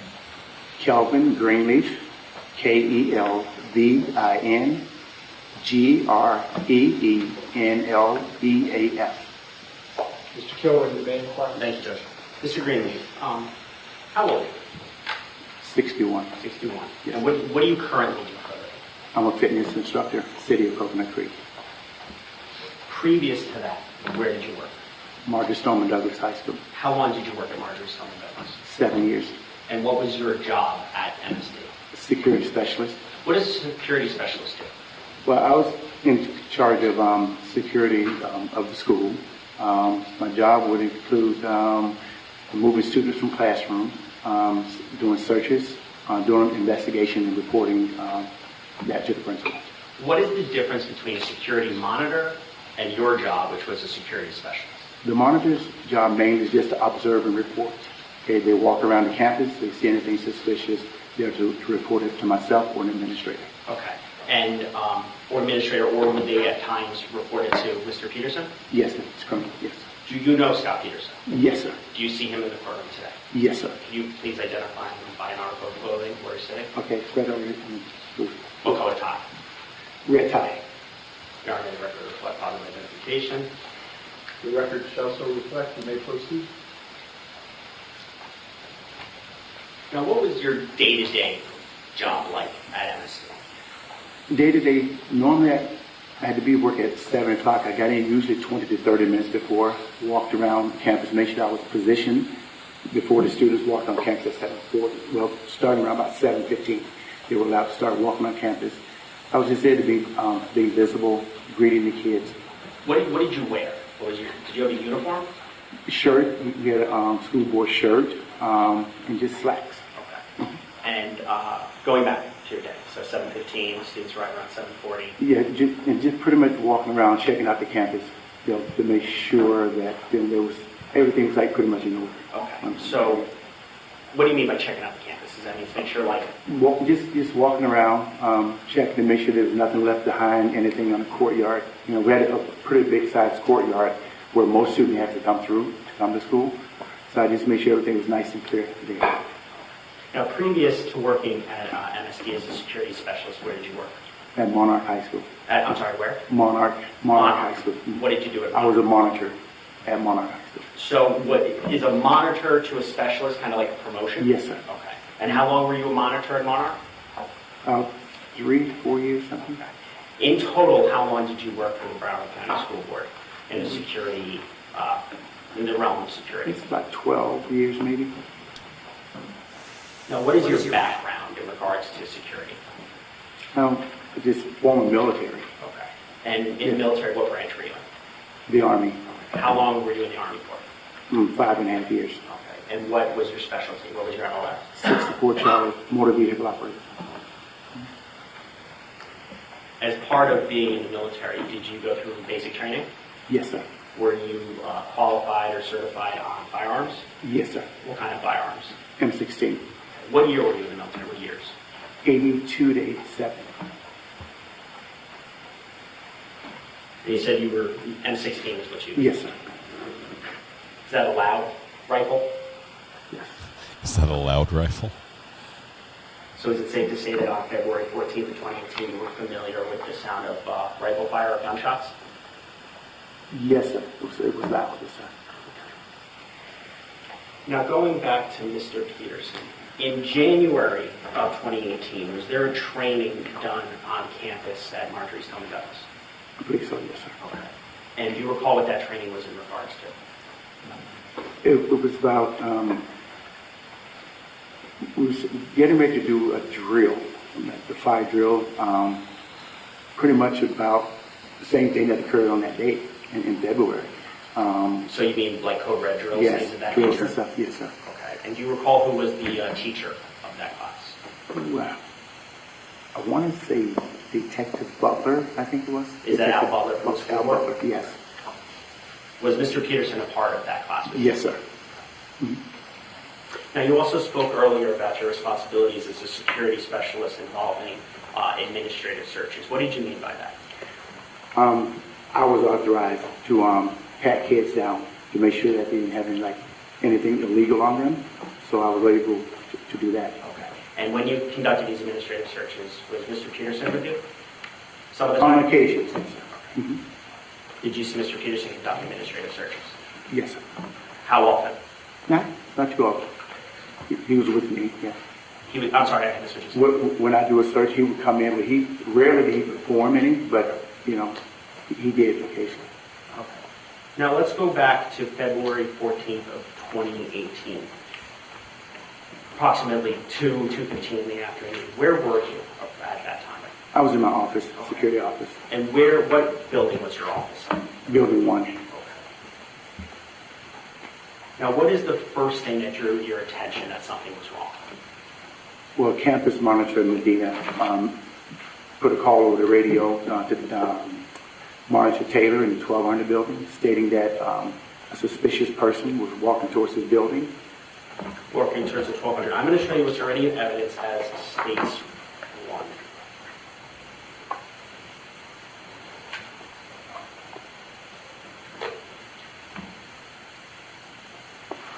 Mr. Greenlee, if you're actually able to use the pencil function, so you can actually circle or note what we're talking about. Just give it one moment. Do you see where building 1 is on this map?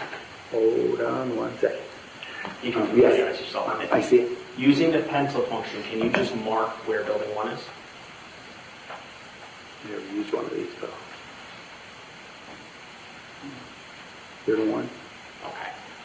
And can you mark with a circle where the 1200 building is?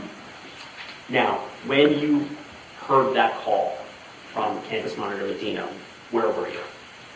I was in building 1, right here. Did you have your own office in building 1? Yes, sir. Okay.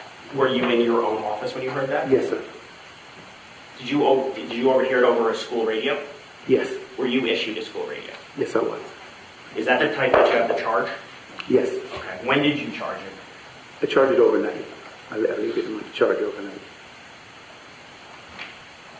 After that call went out, suspicious person to the 1200, what did you do next? I continued to file my paperwork because there was a conversation between Medina and Taylor. And Taylor, is that David Taylor? Yes, sir. Is that another security monitor? Yes. As a security specialist, are you armed? Do you have a weapon? No, sir. Do any of the security monitors have a weapon on them? No, sir. Who's the only person on campus with a weapon? The resource officer. And who was the school resource officer that day? Scot Peterson. Now, going back to the 14th, you stated you went back to your paperwork. What happened next? I listened to those two guys carry on the conversation over the radio, and about I want to say anywhere between 30 seconds to like a minute or so maybe, guessing on the time, I hear suspicious sounds coming from the 1200 building. That's the call. That's the call. Sounds. Yeah, from Medina. With that information, what did that cause you to do? Well, when you said suspicious sound, I stood up and I walked out from my office and went towards Deputy Peterson's office and said, did you get a call, 1200 building? And I proceeded to go out. Let me slow you down there. Okay. One step at a time. Did Mr. Peterson have his own office? Yes, he was across the hall. So it's located next to yours? Mm-hmm. Okay, with that information, after hearing over the dispatch, the school radio, did you go to Mr. Peterson's office? Yes. Once you were inside Mr. Peterson's office, what happened? I asked him, did he hear the call on the radio in the 1200 building? And what was Mr. Peterson's response to that? Let's check it out. So did you and Mr. Peterson exit building 1? Yes, sir. And where were you heading towards? I walked outside of building 1 and noticed a golf cart sitting to my left. So I was going to go to the office to get the key for that golf cart to go to the 1200 building. But the person with the key was not in his office. So we started walking, turned to go towards the 1200. That's when Campus Monitor Medina pulled up in his golf cart. Okay. When Campus Monitor Medina pulled up in the golf cart, what did you and Mr. Peterson do? We both got into the golf cart. Deputy Peterson got in the front seat with Medina, and I hopped onto the back of the golf cart. And did Medina proceed to bring you up to the 1200 building? Yes, sir. Can you please just track that or just draw the route that Mr. Medina took? Thank you.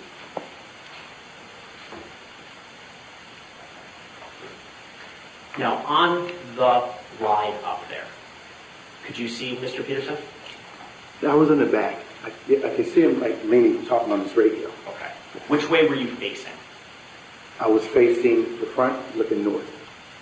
So were you kind of turned around? No, I was. You jumped on the back like this. Straight ahead. Now, ultimately, were you dropped off by Medina? Yes, sir. Okay. I'm now showing you. Let me clear this for now.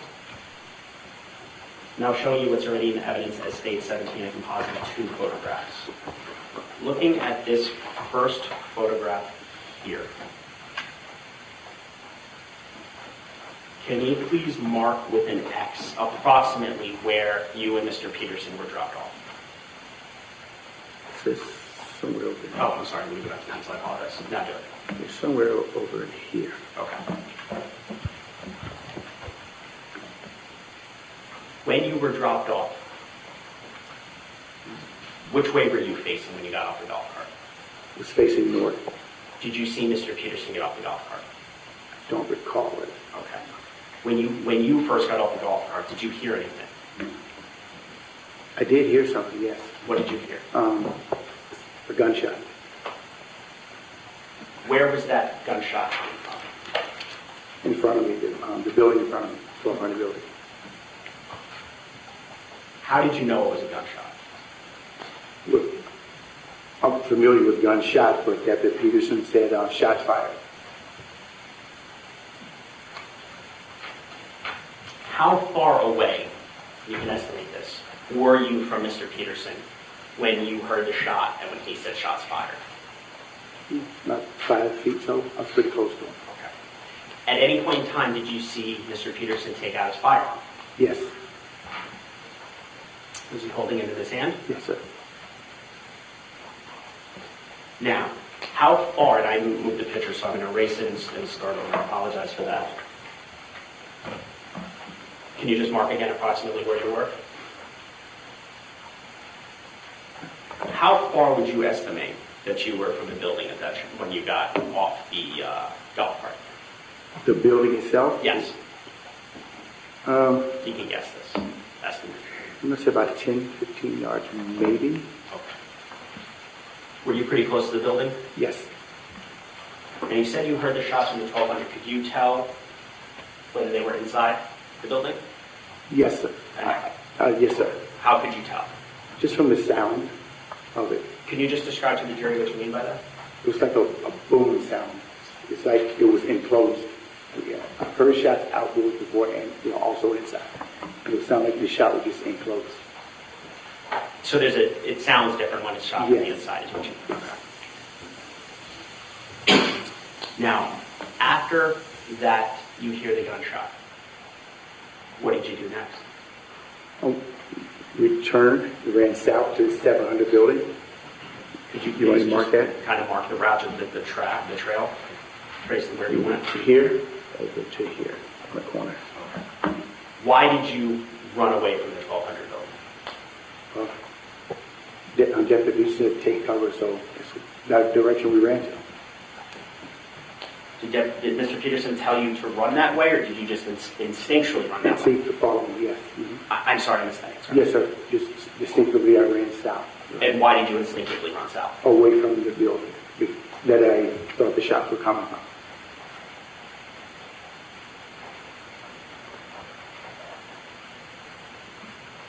Now, once you were in that position to the south in that hallway, what did you proceed to do? What did you do next? Well, there was kids trying to come out of the building, so I directed the kids back to the classroom to go back into the 700 building. At any point in time, did you hear Mr. Peterson say anything to you? Well, he told me to get back because, that I didn't have a weapon, to stay back either way. And he did say, get those kids back into the classroom. And you did not have a weapon? No, sir. Could you see Mr. Peterson when you're back in the hallway area? Could you see him? Yes, sir. Could you see his face at any point in time? Yes, sir.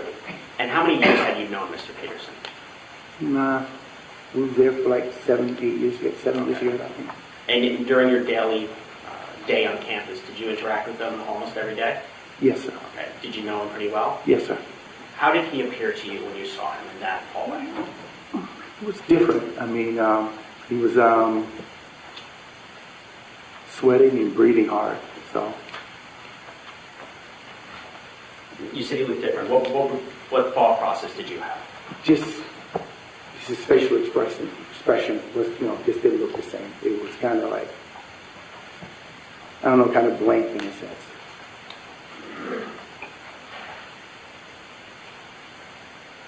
When you saw that kind of blank, what did you think?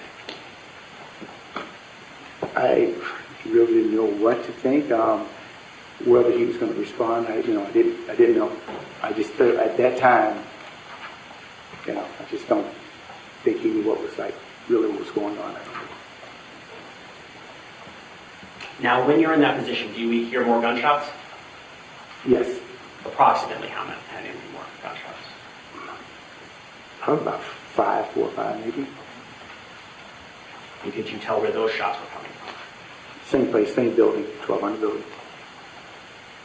Now, at some point in time, when you're back in the hallway, did you see 5 kids exit the east side of the building? Yes. Okay. When you saw those kids, what did you do? Direct them back to class, away from that building. How did you do so? You can use a hand gesture. Just wave them, tell them to go back. You waved the kids to get away. Mm-hmm. You have to say yes for the record. I'm sorry. Yes. Okay. Sorry. Did you see where those kids went? They went back away from that building, back to class. Okay. I'm going to show you.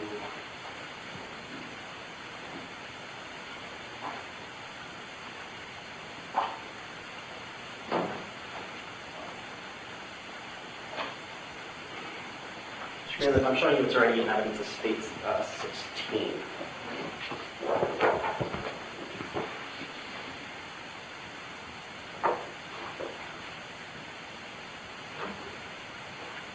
Do you recognize this photo? Yes. Does this photo show where you and Mr. Peterson were standing when you were closer to the building before you heard the shots? Yes. Can you mark approximately where you were? Somewhere over here. I'm showing you the second photo. Does this show, if you could just mark, I'm going to delete this, erase this, could you just approximately where you were? Same place. Okay. Now, when you told the kids to get back, the kids coming out of the 1200 building, could you tell Were they coming out of the east side doors? Yes. Are those the east side doors that you see there? Yes. Now, there were other kids in the 700 building, in the building that you were next to also that you were telling to get Yes. back? Yes, sir.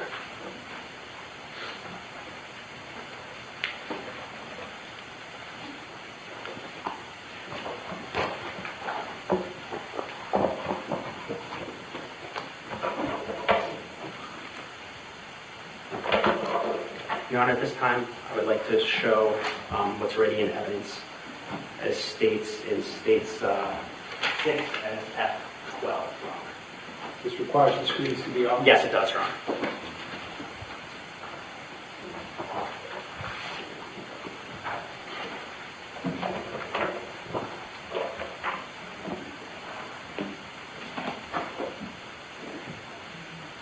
So the 700 building they keep shooing kids back into is opposite on the other side of the sidewalk from the 1200 building.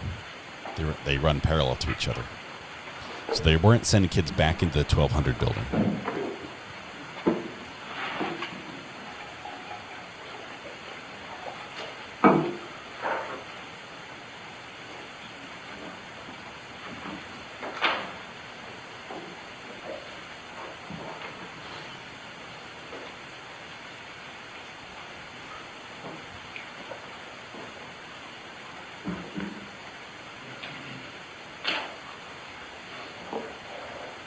Now, if we could just pause this for a second. Do you see the time? Yes, sir. What time does that read? 2:23:27. Actually, Aaron, if you rewind that at the very beginning, I apologize.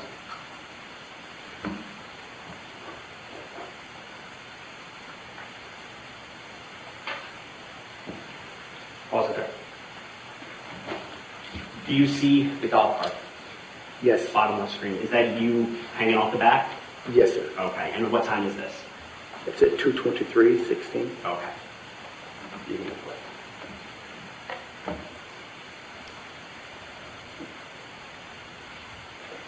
going to pause.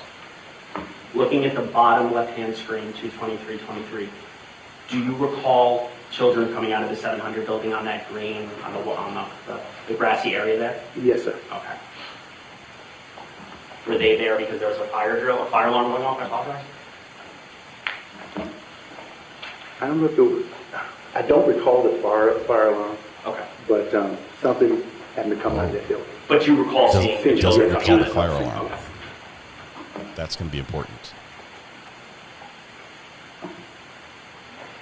Do you recall when those children ran back toward the 700? Yes, sir. Okay. The golf cart, bottom left hand, do you see it? Yes, sir. You're not, are you on that golf cart at that No, point in sir. time? No, sir. Who's the only person on the golf cart? Medina. Okay. So at this juncture, where are you and Mr. Peterson? Well, we got off the golf cart. Is that, we're near the 1200 building off the golf cart. is that the testimony earlier that when you did the X about where you were standing? Yes, sir. Okay.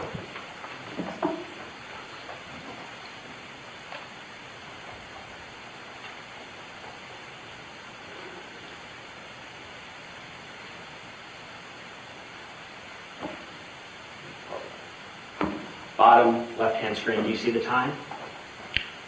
Yes, sir. What time is it? 2:23:45. Do you see yourself in that video? Yes, sir. What were you doing at that juncture? Running towards the 700 building. Okay, are you with anybody at that point? Deputy Peterson. Okay.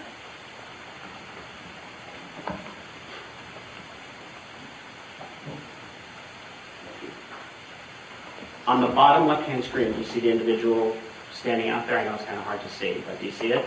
Yes, sir. Is that you? No, sir.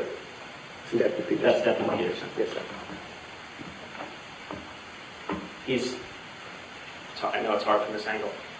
Is he standing in the hallway or is he standing outside of the hallway? Just a little bit outside the staircase.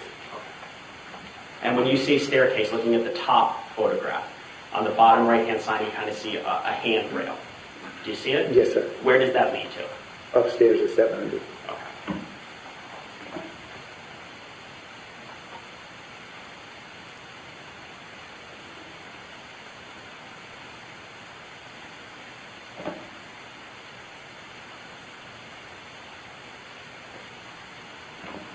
Do you see that? What time is it right now?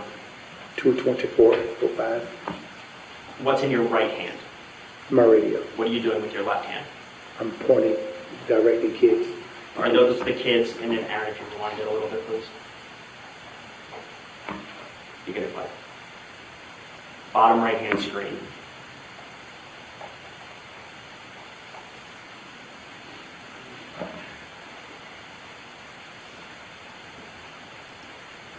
Are you directing the kids that just ran out? Just ran out of the building.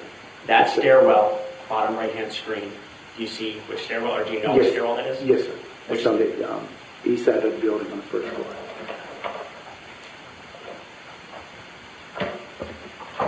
So going back to states 16, it's this stairwell right here. Okay. Yes, that's the east stairway.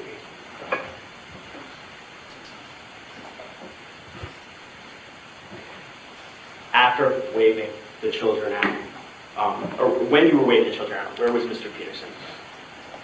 He's on this that spot on the 700 building. That same spot that we saw in the video? Yes.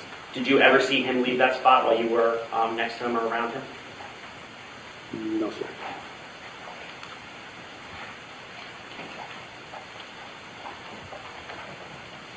While you were still standing there, did you hear more gunshots? Yes, sir. Approximately how many more? Probably a couple. Was it loud? Yes. Could you tell where it was coming from? Still straight ahead, 1200 building.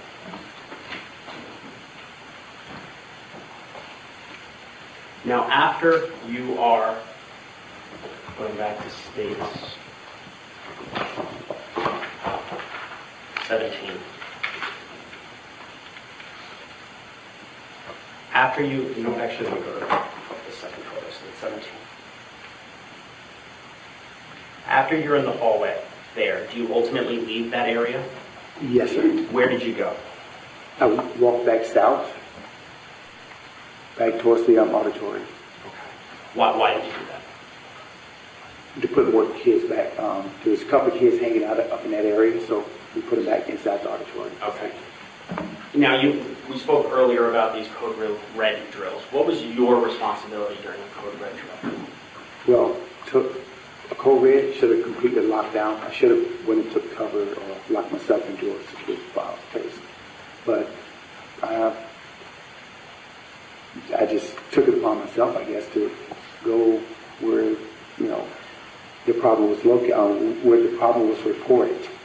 It was reported 1200, so I went, and once I heard the gunshots, technically I should have went and locked myself down. But what did you do instead? Make sure those kids were safe.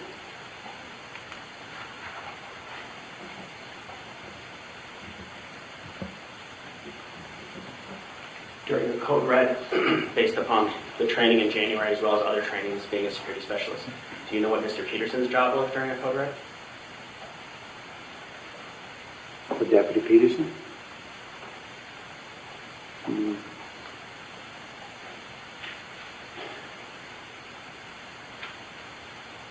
No, I'm not sure.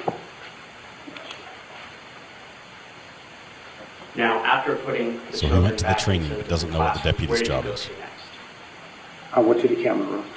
Where's the camera room located? Camera room is in building 1. Going back to States 1.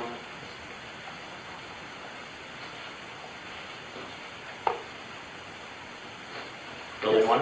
Yes. Who did you go with? Mr. Morford, assistant principal. When you went to the camera room, or is the camera room located near your office? Yes, it's the door just before my office. Okay. And are you familiar with the camera system? Yes, sir. How did you become familiar with that system? Mr. Rosario, assistant principal. He taught you? Yes. Okay.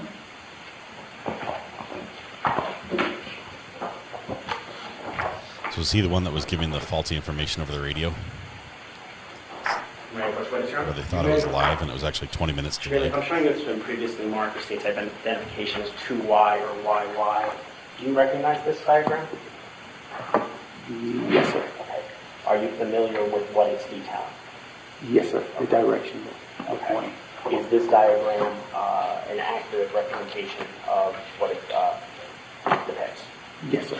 Your Honor, at this time, the state would request to move into Y as evidence. Any objection? No objection. Without objection, states 2Y for identification will now be in evidence that it states Exhibit 50. Your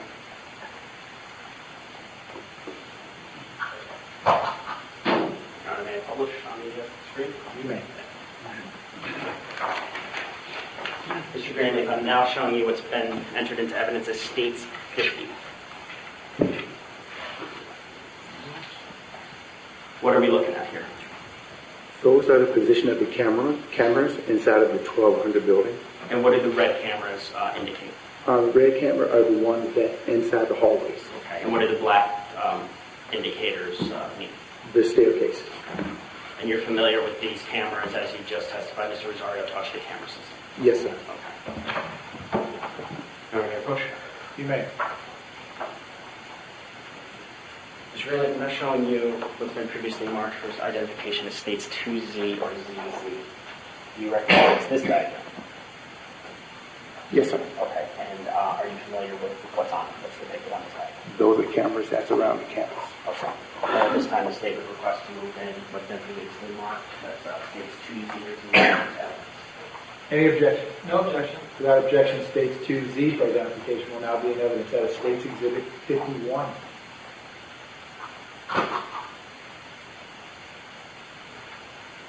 Mr. Kilworth, can this be on? Yes, it is happy, yes.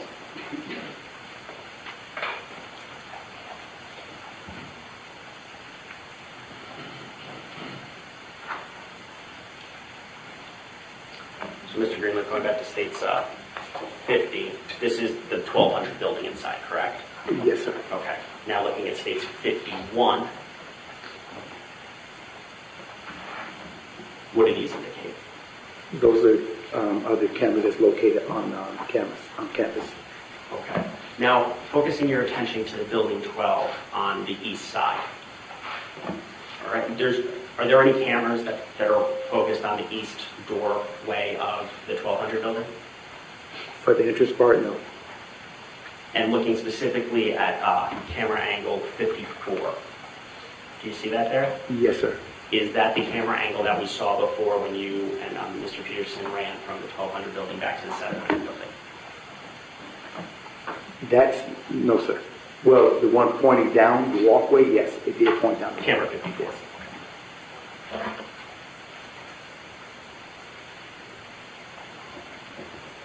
While you were in the camera room, what were you tasked with doing? What did you have to do? And we lost our feed. Let's see what happens here. I had to, turn the computer on, bring it back up, and I pulled up all the frames for the 1200 building to see what was going on.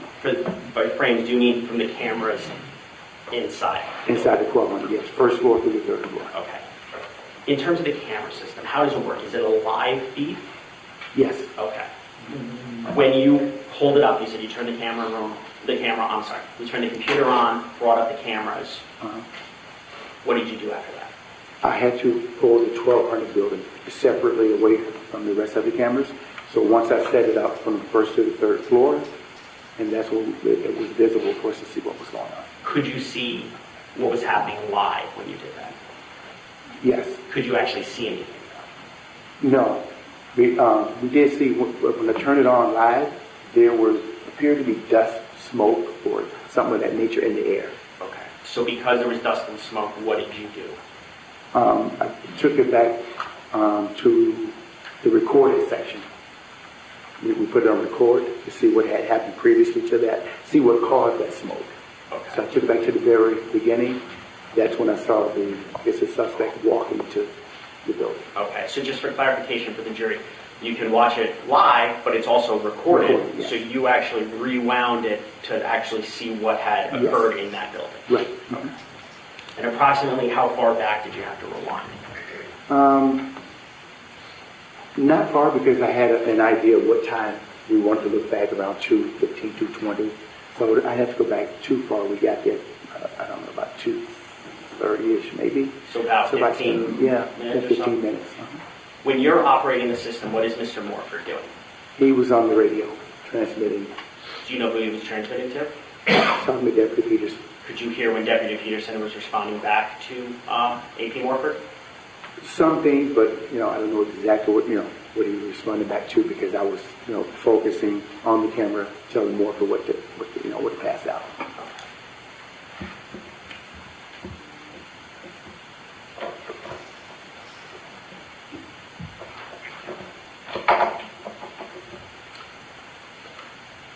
Your Honor, at this time, I'd like to show it's already in evidence as states F11 is part of states 6. The screens would be all. No, they do not. They do not. Okay. You may proceed.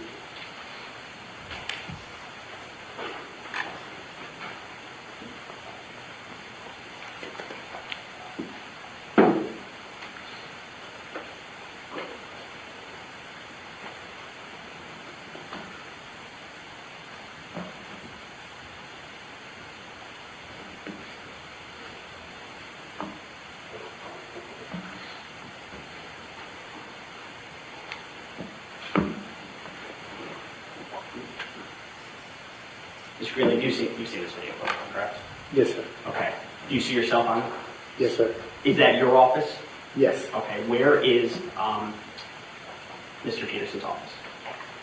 Straight ahead. From my right, I'm looking straight into his office. So just the one directly to the right of you? Yes. Okay. Or to the Straight across. straight across the hallway. Got it. Yeah, right towards my right shoulder. Understood. On the other side. Got it. And what time is this at? This is at 2:22:04.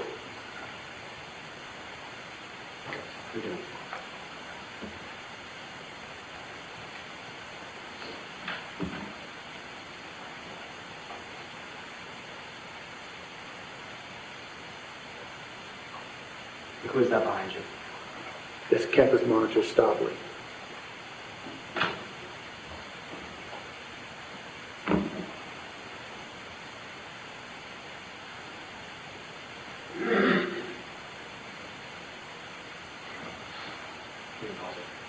Do you see yourself in this video? Yes, sir. Okay, and who's standing, I guess, to the right of you? Deputy Peterson.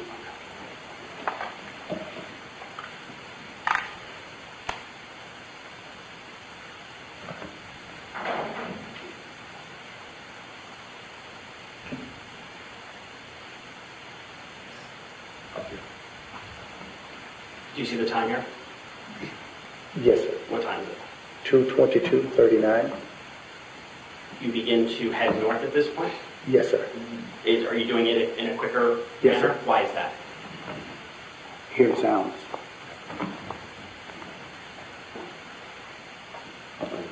Is that the golf cart on the right side that you couldn't get the keys for? Yes, sir.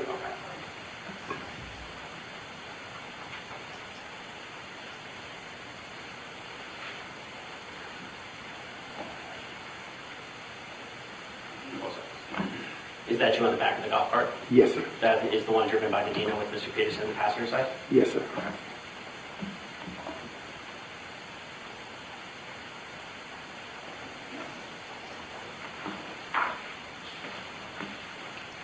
Now, did you see people running while you were driving on the golf cart? Yes. And were they running southbound? Southbound. They were running. Were they running away from the 1200 building area? Yes, sir. Okay. Looking at this screen here, do you see what time it is? Yes, sir. What time is it? 2:23:12. Is that the golf cart that you're on? Yes, sir.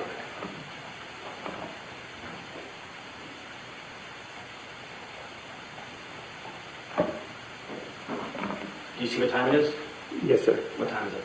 2:23:18. Can you see yourself on camera anymore or no? No, sir. Okay.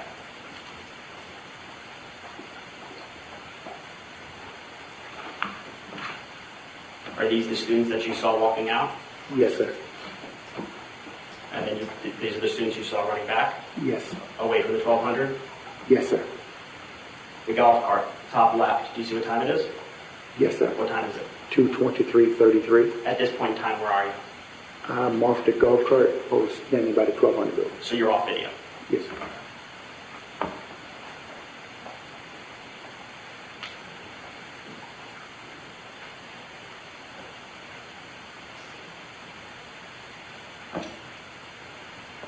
You see yourself on video here? Yes, sir. Okay, what time is it? It's on 2:23:44. Off camera, approximately 26 seconds. Does that sound about right? Yes, sir. Okay.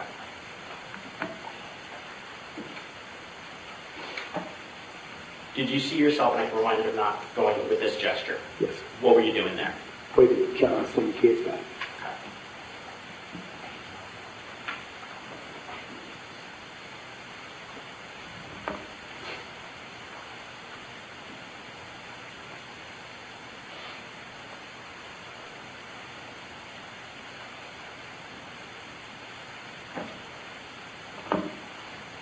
Another hand gesture. Is that the one for the kids coming out outside the 1200 building? Yes, on the east side of the 1200 building, yes, sir. Wonder where I was sending them.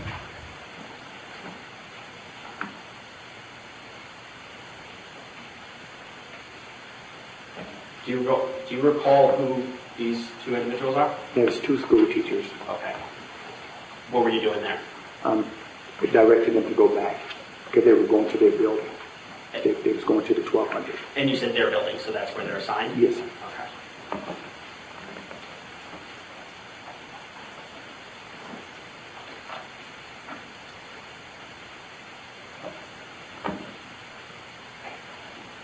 What are you doing there? Directing kids back into the classroom, 700 building. So this is the 700 building, and the classroom doors open to the outside? Outside, yes, sir.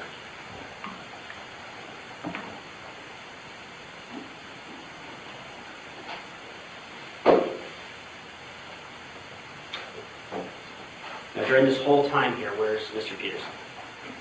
Standing on the corner of the 700 building. In the same spot? Yes, sir. Would that be to the bottom right hand of the screen, like off camera? Yes, sir.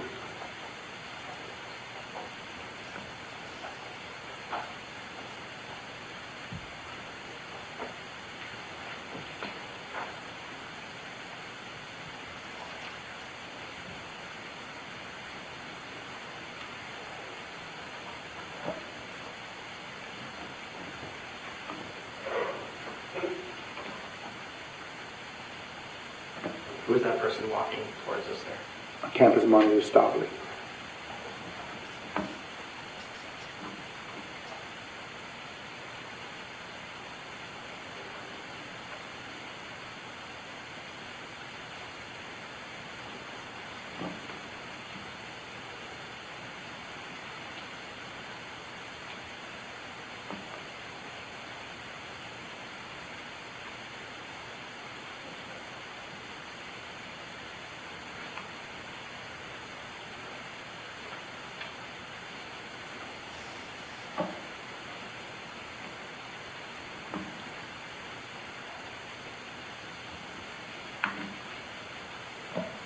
When you were seen jogging or running southbound, where were you headed to? To the auditorium. Okay. Why did you go to the auditorium? There were students out there.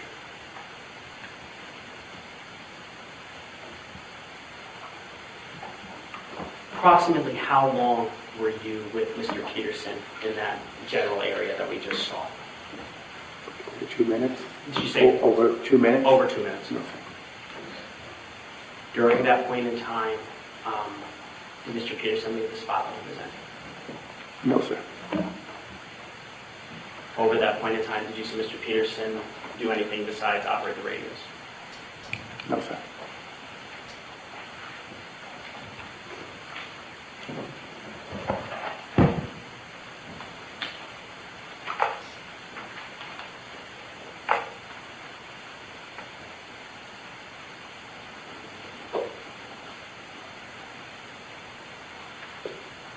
This time I can refer to Mr. Greenman. All right, ladies and gentlemen, I'm going to give you a real quick restroom break. Then we'll pick it up with the cross-examination of the witness. Same admonition as always, please do not discuss the facts of the case, the evidence, the witnesses, or the testimony amongst yourselves or anyone else till we reach the end of the case.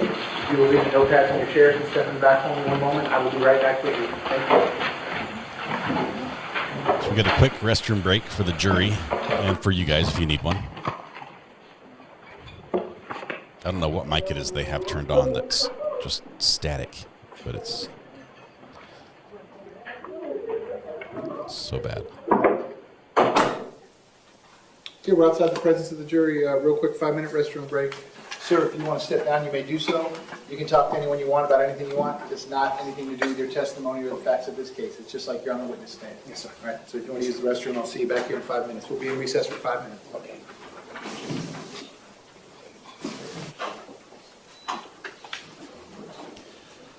All right, so this witness, this is the security specialist.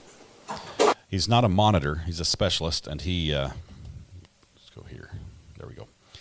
He is a little bit different. His main job is basically patting down students, see if they have any drugs or weapons.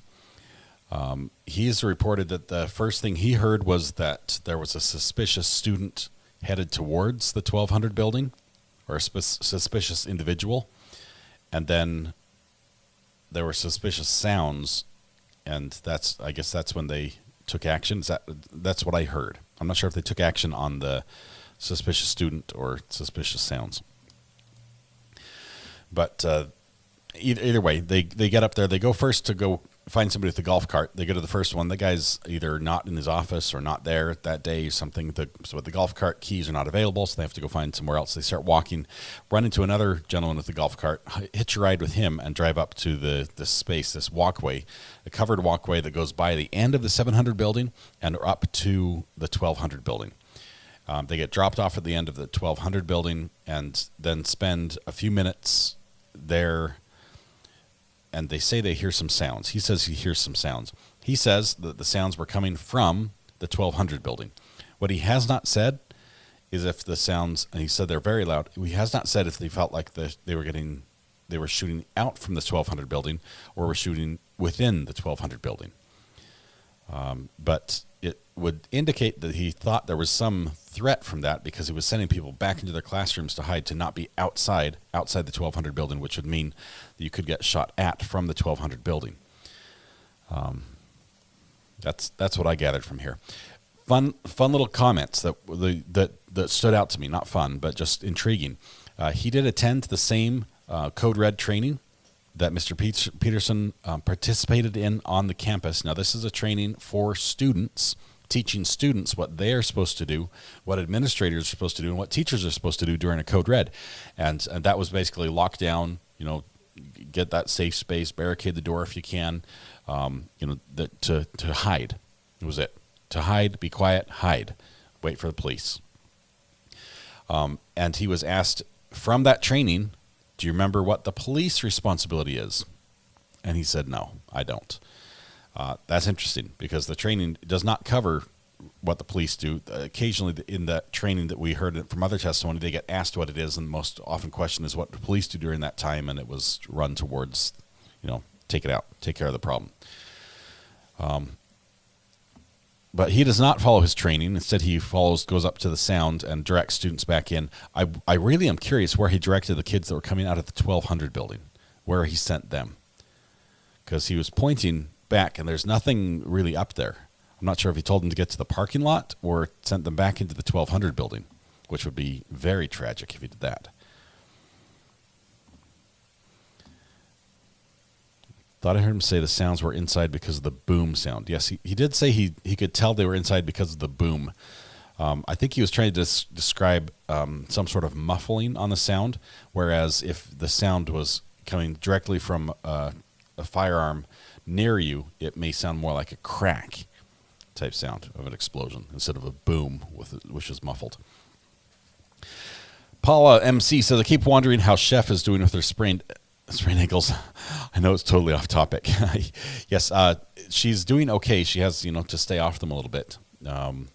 This is a question regarding our camp out. The chef we had on our camp out jumped in the swimming area of the lake, and it was shallower than she expected, and so she sprained both her ankles. And then, according to her Fitbit, she walked about 9 miles that day. So that's not good, to walk on sprained ankles. They sent the witnesses to the 700 building. Okay, but Goodman Law, I saw that. The ones that were coming out of the 700 building, that last angle we were looking down the alleyway, or that little covered walkway, we had the teachers walking towards us, and he sent them back down.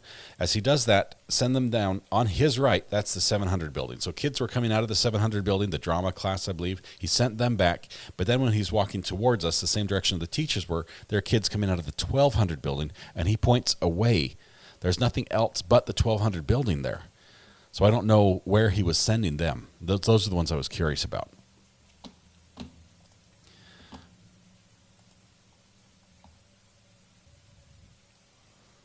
See what's in court here. We're just watching this gentleman type.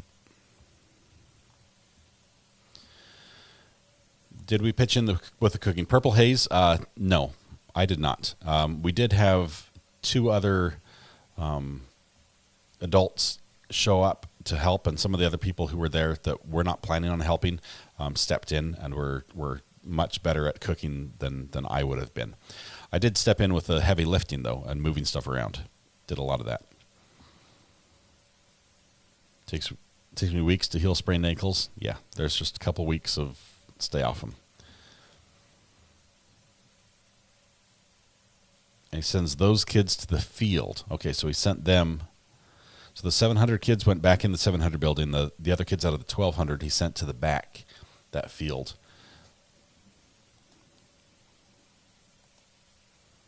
Which, if there were gunshots coming from the 1200 building, would be dangerous for those kids.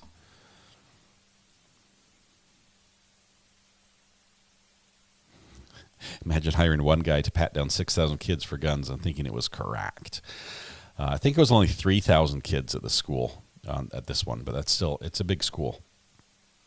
And it's 75 acres or something. It's huge. I forget how many acres, 45 acres.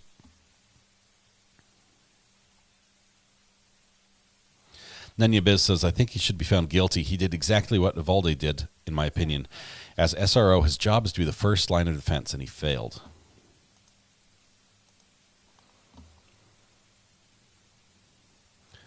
What's on the laptop? I can't tell.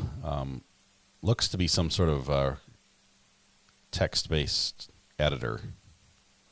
So possibly he's writing a story, a news report. It might be a job-specific software for sending a story into his editor or something. Good thing the chef didn't dive in. Yeah, diving is not allowed in that area. It's not allowed. 45 acres. Okay. Boulder had the whole department in with the active shooter, not the same in my opinion, says Ivan. After seeing and hearing what we have seen since it started, do you feel he should be going through this? Rosie, I don't. I can see failures in many different places. I can see failures, things that we look back and we do as in law enforcement or wherever else we do a lessons learned. We sit down and we say, okay, here's what's happened. Here's what we did right. Here's what we did wrong. Here's what we can change next time. Here's how we can implement training to fix this so it doesn't happen again. There were lots of lessons learned, a ton of them. And I imagine schools all over the country have implemented policies as a result, and police departments as well, as a result of what happened in Parkland at Marjorie Stoneman. But I don't see the criminal side. I don't see it right to charge him when so much of what he did was right and saved people's lives. I mean, I think I'm trying to think of an analogy here.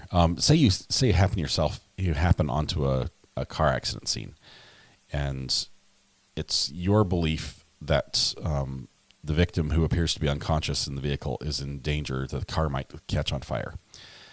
And so you reach in there and unstrap them or whatever and drag them out. And in doing so, you make an injury much worse and end up paralyzing them. In that case, obviously it's different because you actually went in and did something, so it's not a direct example, but you trying to help made the problem worse.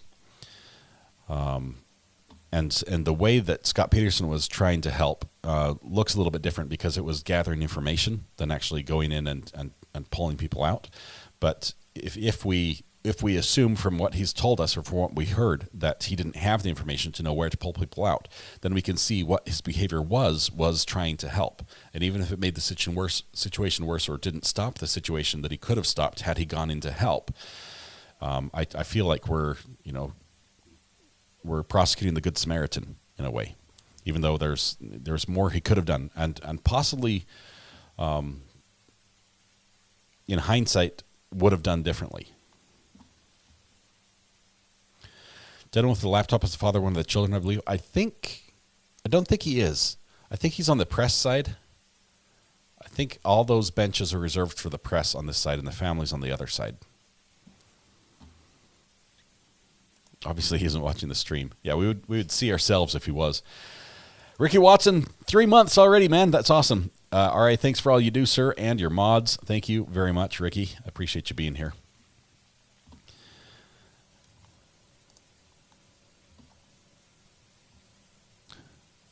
Let's see, Sharon says, all right, it is with deep regret that I have to hand in my resignation as CEO forthwith due to being promoted to mod status. Could you please find a replacement for this position? Kind regards. Sharon, it's with great gratitude that I accept your resignation of Internet CEO. You've done a great job. I'm looking forward to more great work from you as a mod. Somebody stuck a microphone in their pocket. This is so bad.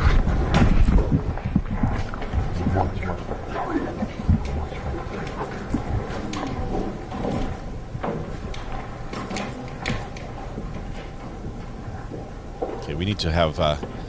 We do need to get a new Internet CEO. But what I need to do first is let's see.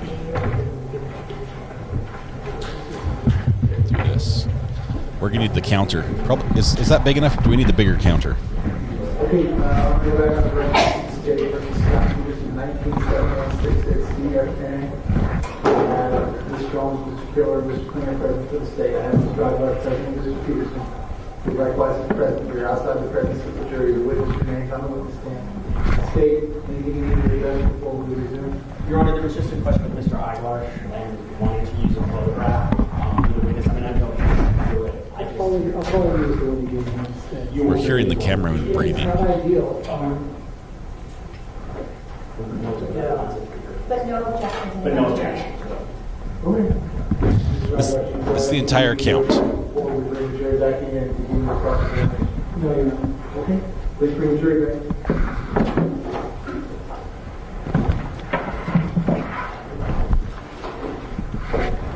This cameraman is fiddling with something, but the microphone is just picking it up. So we're getting the camera sound or the sound from all around the camera and not the actual courtroom audio. Hopefully someone will call him really quickly and tell him to get that put together.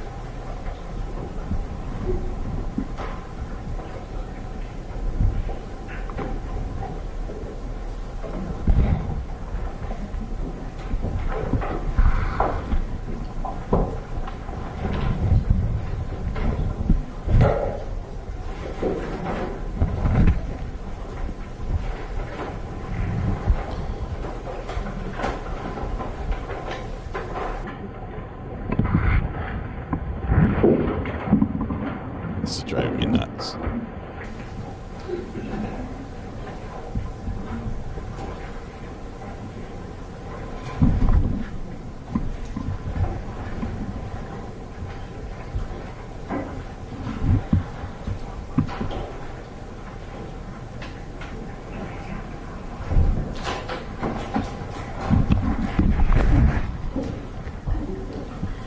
Appreciate those who are keeping track, Greeners specifically, keeping track of the sustained objections to keep us up to date. This is trial, throughout the entire trial, 86 times the state has objected and it's been sustained.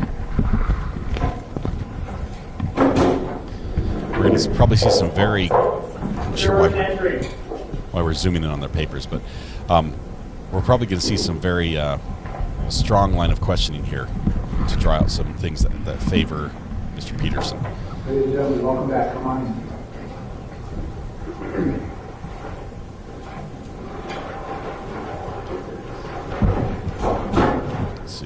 gentlemen, welcome back. After that negotiation may be seated. All the parties may be seated. Ladies and gentlemen, those of you using your notepad, I'll give you a moment to get the notepad back out. There's no better audio anywhere. All right, ladies and gentlemen, welcome back. When we took our quick restroom break, we just completed the direct examination of the witness, who remains under the stand and under oath. So at this point, we're going to pick it up with the cross-examination. Mr. Eyewash, when you are ready, you may proceed. Thank you, Your Honor.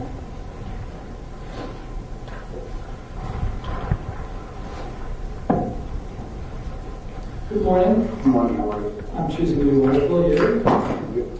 It's great to see you again. We met during a video deposition back on November 30th of 2021. Do you remember? Yes. That? I got a chance to ask you everything that you saw and heard, correct? Yes. Okay. Let's go through some of that testimony that I heard you give on direct. First, started off, you said you were you're a fitness specialist now, a trainer, correct? Yes. All right. And you've been training for about 14 years, correct? And on the day of the shooting, February 14, 2018, you're employed as what we call a security specialist, correct? Yes. And you had been there approximately 9 years as of February 14, 2018, correct? No, not 9. I came here in 2011 and I was out in 2018. Okay. And when did you first meet Scot Peterson? When I came here. Yes. And how would you characterize him professionally? What kind of job he did? Did great. Tell the jurors about that. What do you mean? Well, anytime I needed him, doing searches, fights, stolen cell phones and things of that nature, he was always there for me. And by fights, you don't mean any that you got into? No, with my students. And if students were fighting, did you see Scott immediately jump in the middle of things to separate kids? Yes, sir. Did you ever get the sense that he was a coward in any respect? No. Did you get just the opposite sense from him? Yes, sir. And how was he with the kids? His interaction with the kids? He was good with kids. That's what you really good with kids. And let me ask you about the incident that you first hear, okay? You hear something over the school radio, correct? Yes, sir. And it was Andrew Medina saying something about a suspicious person walking into the 1200 building, correct? Yes, sir. At the time, you didn't know whether my client was monitoring his school radio, correct? Right, no, sir. And there are times where, even though something is said over the school radio, you guys don't always catch it, correct? Yes, sir. Tell the jurors, explain to them how come you wouldn't necessarily hear everything that goes over a school radio. Well, you wouldn't always hear it because sometimes the volume is turned down, sometimes it's down low, or it's too low where you really can't hear what they're saying. You ask them to repeat, you know, if you could pick up what was just saying. What about when you're performing tasks and you have divided attention? Right. Well, that occurs as well. And with that, Peterson, he tries to monitor 2 radios actually. He tries to monitor the school radio and his BSO issue radio, which actually caused him a lot of problems at the school. The reception is not that well. Sometimes they have to get up, we have to go outside to use that BSO issue radio. We were going to talk about that, but I'm glad you brought that up. So there have been, prior to even this incident, times where my client has problems with his BSO radio, correct? Right. And you'll physically see him, I think he just said, get up and try to get into the open to be able to get reception, correct? Yes. And be able to say things, correct? Yes, sir. And we even see him on the video taking a few steps beyond the concrete as he's standing there on his radio, even during the shooting, correct? Yes, sir.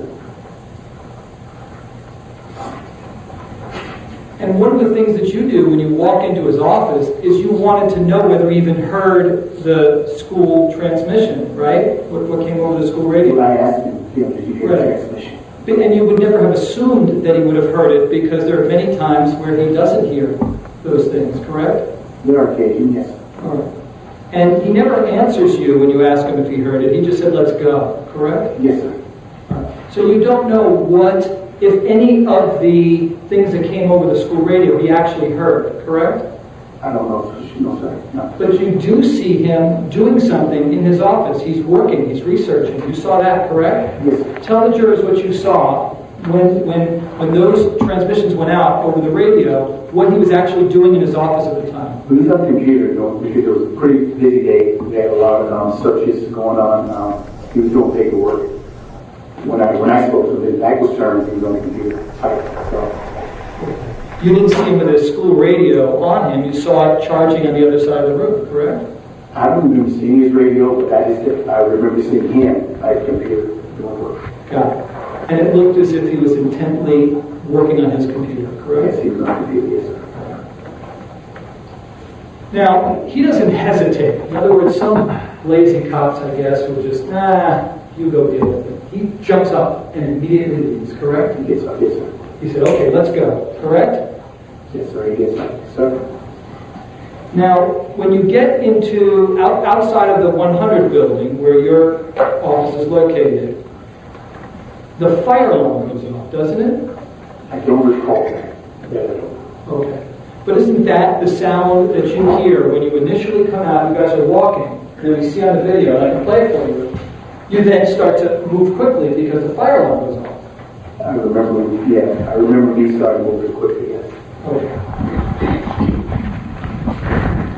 And you initially start to run towards the 1200 building, correct? Yes, sir. But then Medina picks you up in a golf cart, correct? Yes, sir. And you jump onto the back of the golf cart, correct? Yes, sir. Now, Medina says nothing to you guys while you're in the golf cart. No, sir. And I see you making a face. Why tell the jurors why that frustrates you? Well, because it could have taken a lot of the guesswork out, pretty much what was going on, because he knew exactly what was going on. And that's the definition of it. Tell the jurors what you mean by that. Medina knew what was going on, and he didn't tell you guys. Correct. Oh, well, he saw the kid walk into the 1200 building. He knew exactly how many people had walked into the building, and he knew that that particular person walked in carrying a rifle bag. And he passed it on around to Deputy Peterson and myself. How does that make you feel? When I did it, 17 people got killed. You believe that part of Medina's job as a monitor was to convey that important information to both you and Deputy Peterson, correct? Correct. You've lost sleep over it, haven't you? Objection, Your Honor. What's the legal objection? Relevance? Yeah, that's the same. Go ahead, sir. Ask your next question. You do see my client on his police radio all the way to the 1200 building, correct? Yes, sir. And you remember him listening intently, correct? Yes, sir. Trying to gather real-time intelligence, correct? Yes, sir.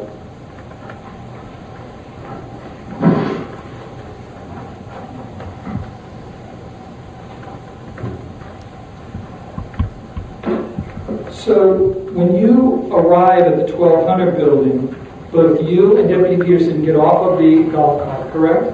Yes, sir. I'd like to go through the video and have you take us through that.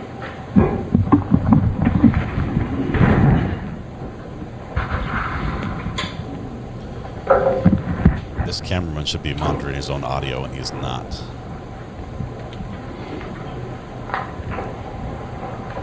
So this is the 100 building, correct? Right. This is when you and Deputy Peterson are leaving that building, correct? Myself and Mr. Captain wanted to stop.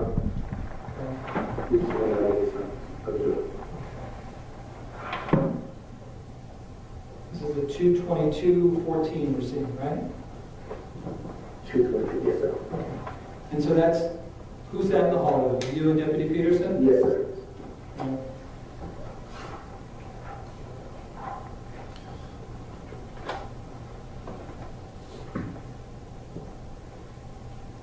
He is rubbing his mic. In his armpit, I think. That's what it sounds like. Sorry for the gross visual. We begin running because the fire alarm's going off, correct? Well, something got my attention, plus I saw Medina driving up on the golf cart. Okay. And then what happens next? Let's go. Keep going. You guys are both jogging, correct? Yes, sir. Scot Peterson is jogging now towards where he needs to go, correct? Yes, sir. Okay.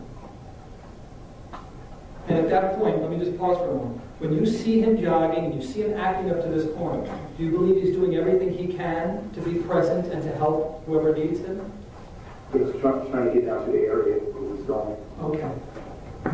At no point does he say, hey, I'm out of here, I'm going to go jump into my car. He doesn't say anything like that. No. Everything else was focused on trying to be of service, correct? Yes, sir. All right, next thing. Keep going. So now you're driving towards the 1200 building, correct? Yes, sir.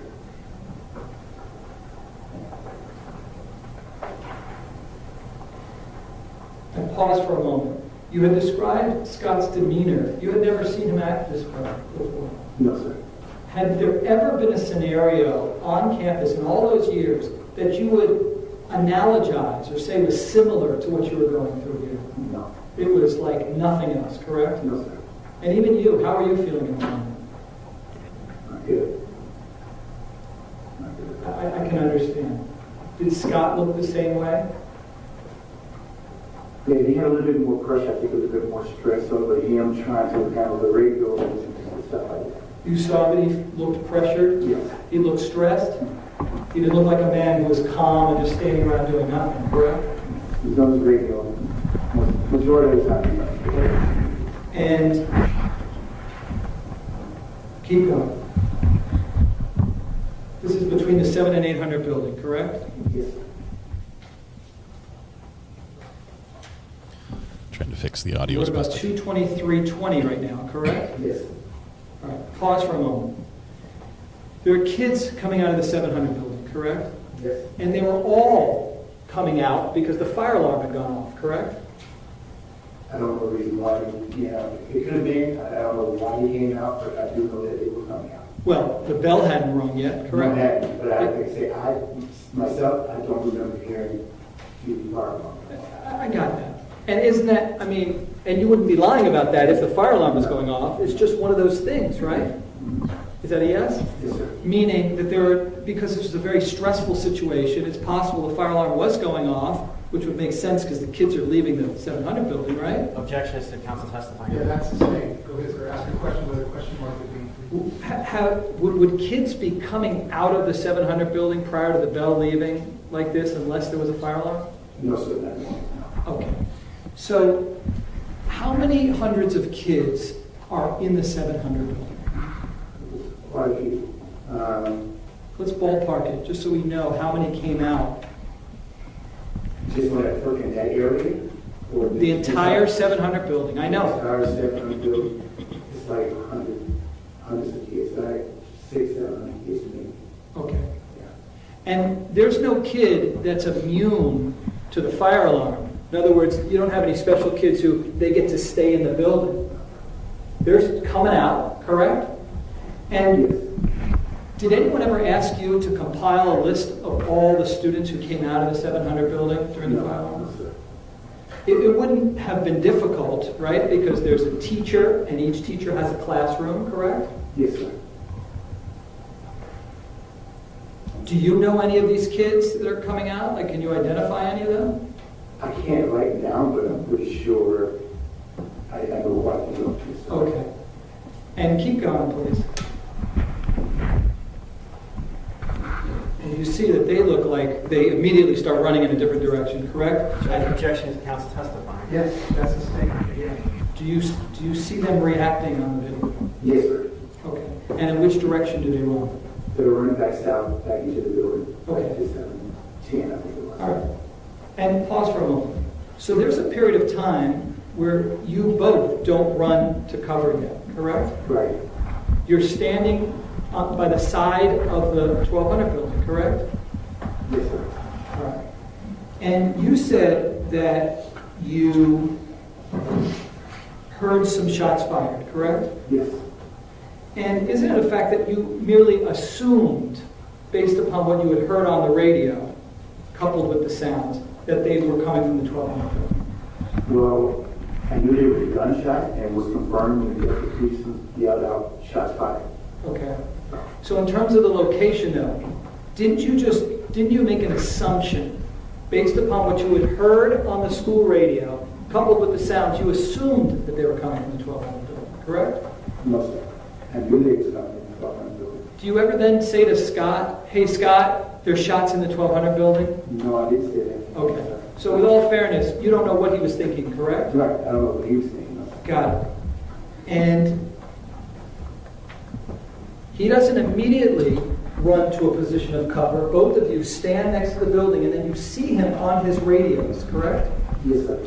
You see him immediately yelling into his BSO radio that, possible firecrackers, shots fired, correct? Yes, sir. And you hear him order a code red on his school radio, Yes, correct? sir. Mm-hmm. And whose benefit was that for? When you're hearing that, what are you thinking? Whose benefit was that for? The students, the staff members. Everybody. On the campus, yes. And up to that point, did you believe Scott was doing everything he could? Yes, sir. Okay.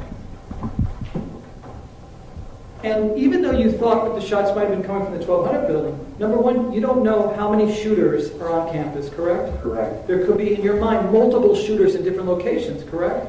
Could have been, yes, sir. Did you know whether the shots were contained exclusively in the 1200 building, or could they have also been coming out of the 1200 building? From the ones I remember hearing, were inside the 1200. I understand. Did you eliminate in your head as a possibility that those shots would never then come out of the 1200 building? Or was that a possibility? No, sir. Like I said, the shots I know was certain that I heard came from inside of that building. You worked real hard to make sure that those kids who were coming out of the 700 building got back into their classroom, correct? Yes, sir. There was a reason why you didn't want kids around the area of the 1200 building, isn't that correct? I wanted those kids nowhere near the 1200 building because I knew the shots were coming from inside the 1200 building. Okay. And you certainly thought that if they remained outside, they could be harmed in some way, correct? Yes, sir. Okay. And you weren't the only one who wanted the kids back in. Scott wanted the kids back in, correct? Objection to speculation, Your Honor. Yeah, but that's his thing. Well, let's take a look at the video.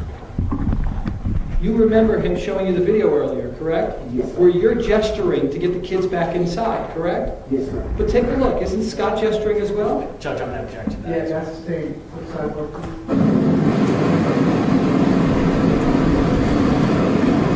Hopefully, during the sidebar, the cameraman's going to realize that he's messed up the audio and he gets it fixed. Right now, it's still pegged with white noise, and he's irised way down. I don't know why we're so dark here. Apparently, I guess something happened last week where we're not able to see the sidebars anymore. We used to be able to see them. Did somebody close up and read lips during the sidebar? Oh, man. This is Cross of the State's Witness, yes, and I think it's very good. I think Mr. Eiglarsh should have pointed out or drawn out more the fact that this witness says the shots were coming from the 1200 building, and he tried to get him to say that, but I think he needs to point out that from means that they could go anywhere around the area, so the whole area around the 1200 building could be in danger. But he basically got the answer. He just didn't, once he had it, he just sort of glossed over it. His mic seems to be pointed at the ceiling. I honestly think the cameraman has it tucked in his armpit, and then he's very fidgety.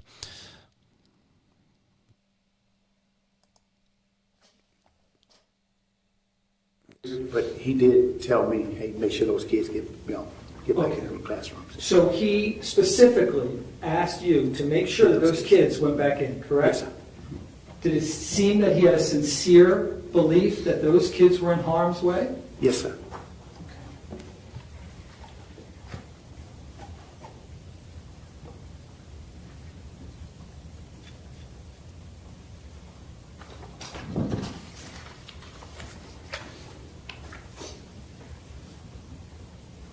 I think we got a pizza party. If I heard you correctly, on direct, he tells you, he orders you, get the kids back into the classroom, correct? Yes, sir.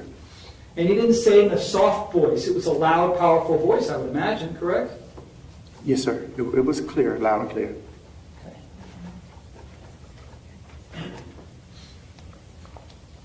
You also had concerns about the safety of the kids who were in the parking lot area, too, correct? Yes, sir. You didn't know if they'd be shot by any bullets, correct? Correct.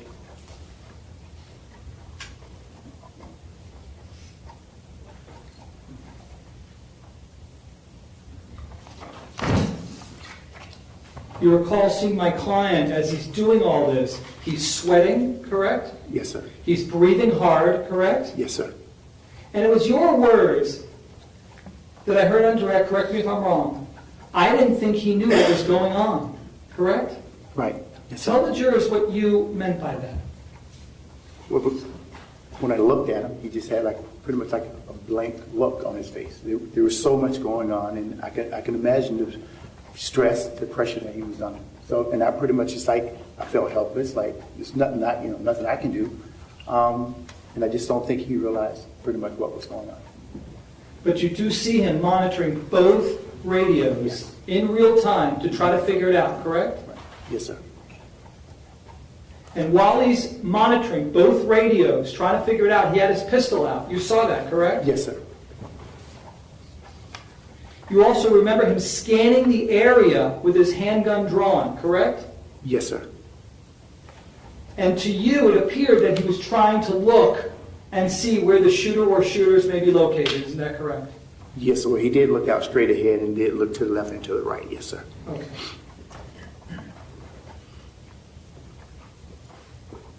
And during this whole time, you still see my client monitoring to ensure that there were no kids running out of the 700 building, correct? Yes, sir. That was an ongoing thing because you both wanted to make sure that they weren't in harm's way, correct? Yes, sir. And by the way, you never knew when ultimately the shooter left the building, correct? No, sir. Not at that time, no. You do recall my client directing Assistant Principal Morford to go to the camera room to review the surveillance.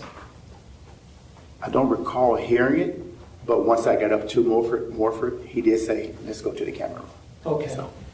And Morford was speaking without question to Scot Peterson as the information is being relayed, correct? Yes, sir. It was Morford saying, hey, Green, let's go to the camera room, correct? Green, Objection, yes, Your sir. Honor. Yeah, that's sustained. Go ahead, sir. Ask your next question. Didn't you testify on direct that Morford told you, Green, let's go to the camera room? Greenleaf, yes, sir. And you were in the camera room for quite some time, correct? Yes, sir. What was so difficult, and again, I don't know anything about it, so tell us what was so difficult in trying to locate where the shooter was in real time? Because when the computer first come on, it's live. And we didn't see the shooter at that particular time when it was live. That's what made us decide to go back. Because the only thing we saw was the dust.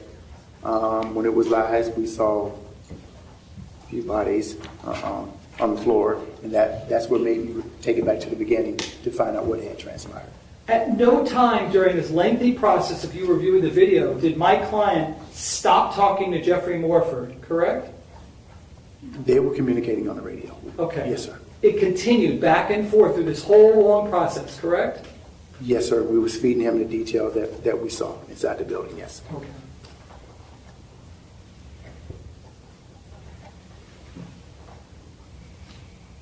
Do you know where my client was looking when you claim you saw kids running out of the 1200 building?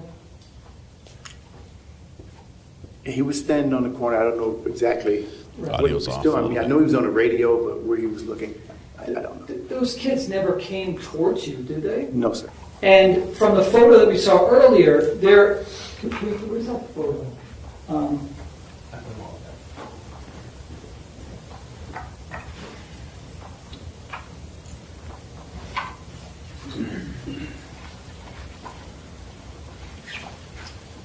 Getting awfully close to the jurors there. I'm showing you what's been marked as 3 of 3 of the state's composite exhibit, which is 16. This is the same photo they showed you earlier, and there is,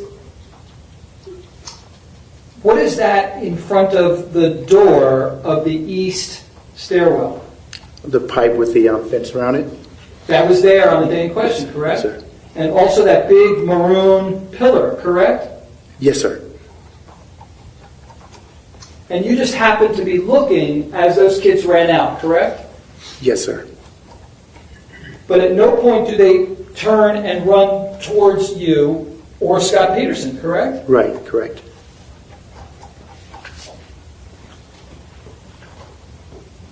And also, when you're standing where Scot Peterson was and where you were, okay, and you look to the west, was there anything there in front of you like a tree? I didn't look to the west side, but there is a tree, but I don't know how far out. All right, let me show you what's been marked as Defense Exhibit I, which I've shown the state. If I can approach the witness? Sure. Take a look at it and tell me if you recognize that tree. Does that? Yes, sir. Okay. And what is that tree? That's right on the corner where we were standing. Does that fairly and accurately depict how the tree looked on the day in question? Well, I know it was a tree there, where they had been trimmed or not. I don't know, but yeah, I do remember the tree. Okay. Judge, I'd move this into evidence at this time. State, any objection? I would have an objection, yes. They're objecting. Okay, sidebar, please. They're objecting to this picture of the grounds because of the tree. And we'll kill the audio for a second so it doesn't kill our ears. I'm going to try to watch the meter here as soon as they turn it off. I'll jump back on because it's just pegged with white noise. Let's see. Welcome to all those who are hanging out on Brandy's channel. It looks like they've got a delayed start because of a sick juror or somebody who's in the ER or something. They all agreed, hey, we can wait. It's fine. We're not in a rush to get out of here. We'll just chill out until she comes back. Okay. They've turned off the audio here for just a minute. Hopefully they don't break it when they turn it back on. Sounds like a drum roll. Not a very crisp one. 93 objections so far. We don't know how this one's going to be ruled on. So this is an objection from the state on this admission of a photograph that they've already shown the state. They've now shown the witness. The witness was able to say, yes, that looks like what, he said, I don't know if the trees had been trimmed or not. So I guess that's going to be the basis of this objection, is the tree in this picture may have more leaves on it or more branches or maybe obscuring the view more or maybe trimmed more than it was before.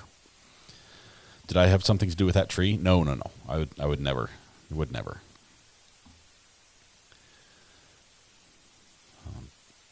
I believe the prosecution is going to rest probably today.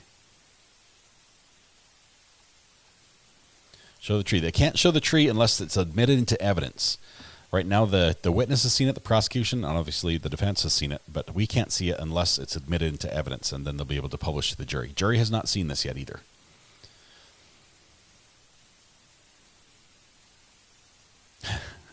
I didn't boycott it. It was Court TV at the time was the only source, and they butcher any trial they show with talking heads and interruptions and commercials. I mean, I have the power to make a commercial happen. I could send you all to a commercial right now. Notice I've never done that. I think actually I did it once when I clicked the wrong button. You do recall a big tree that was in front of you guys, correct? Yes, sir. And this is not a small little tree. This is an extremely large tree, correct? Yes, sir. Okay, that and was would sustained. The branches cover a significant portion of the 1200 building if you're standing where you and Scott were? It covers some of it, yes, sir. Okay. We don't get to see the picture, so it definitely would have sustained the objection.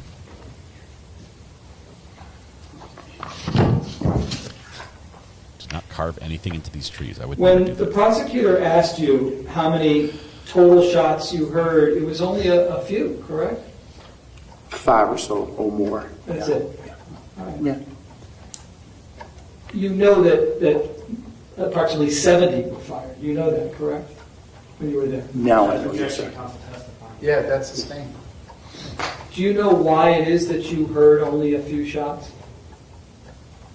Because those are the ones when I got down close to the building that I knew were gunshot. I did hear some popping noise going down on a golf cart, but at that particular time, I didn't know they were gunshots. Okay. Give me a moment. Wow. 70 were fired while they were there, and he's only heard 5 or so, and only while he was close to the building. From the beginning of the time that you were with him to the time that you left him, did you believe that he did everything he possibly could with what he knew to try to help everybody? Objection, asked and answered, Your Honor. Yeah, that's sustained. I didn't focus on the end part. I had just discussed up to that point. So I'm just asking from the time this is now at the end. The objection was sustained. Ask another question. Go ahead. Did there ever seem a time to you that my client really did know with certainty where the shots were coming from exclusively and then chose to act like he didn't? Objection, speculation. Yeah, that's sustained. Nothing further. Okay, based on that, any redirect? Yes, sir. Go ahead, sir.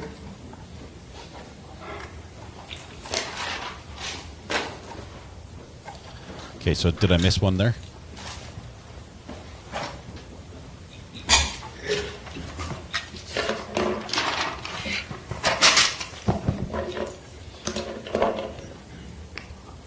Mr. Greenlee.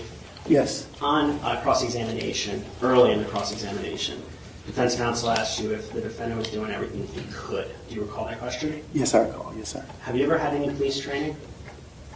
No, sir.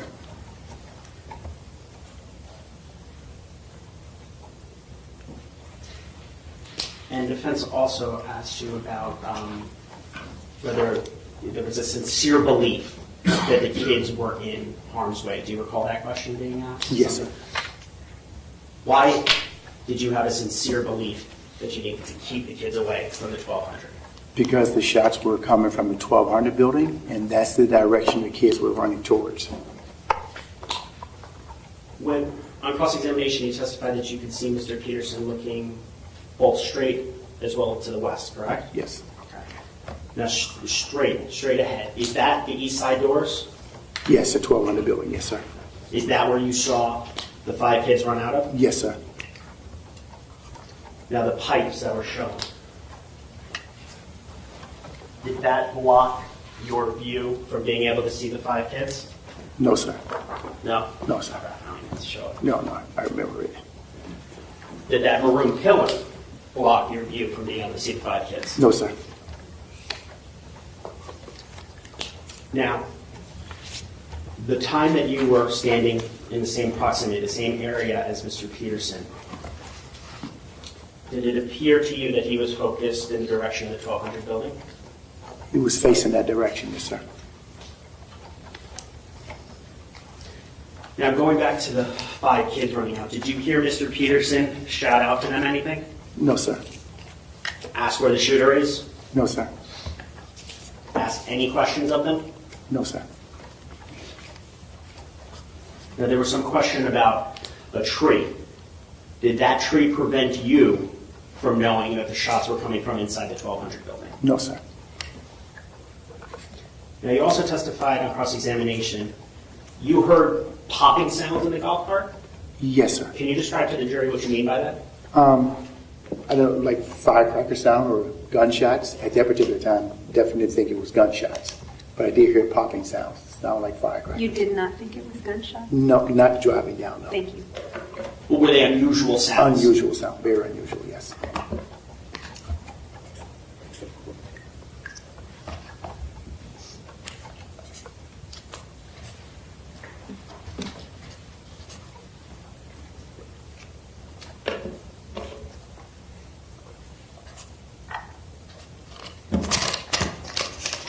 Mr. Highlash asked you on cross-examination about his client sweating and breathing hard. And something about a blank look. Do you recall that? Yes, sir. When you saw that look, what were you thinking about Mr. Peterson? I didn't think he was going to, react. I don't know if he didn't react because he didn't know what was going on, or so no, I didn't expect him to react to the 1200 building. When you say react to the 1200 building, do you mean you didn't think he was going to go into the 1200 building? Yeah, even if he even knew that it was there, no, sir, I didn't think so. No. That's good for the defense, not for the state.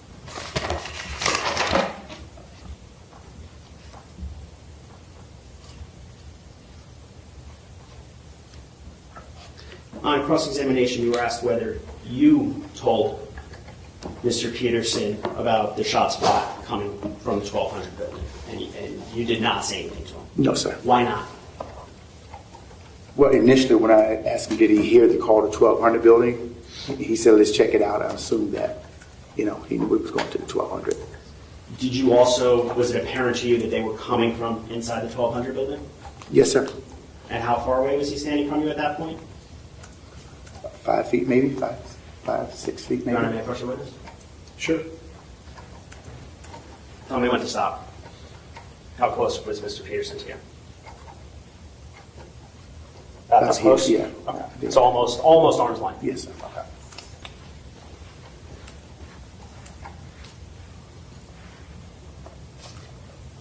Now, there was some testimony about Medina. Medina is not a police officer. No, sir. He is a civilian.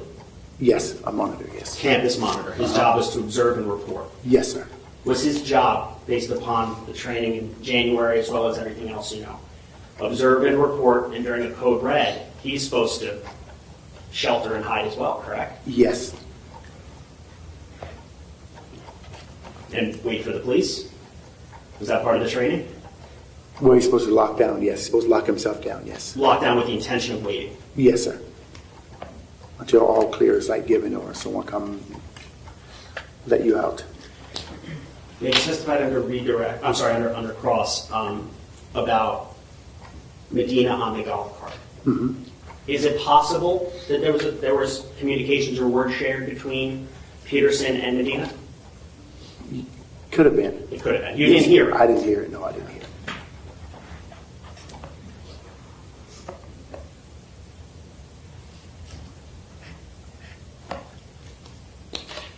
Now, going back to the office, when you heard the transmission, you went into Mr. Peterson's office, said something, did you hear the transmission? What was his response?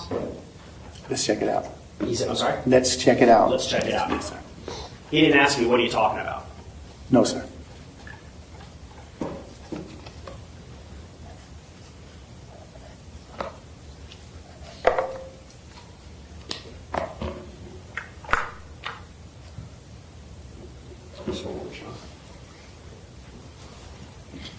I have nothing further, Mr. Peterson. Based on that, you recross. Yes, sir. Go ahead.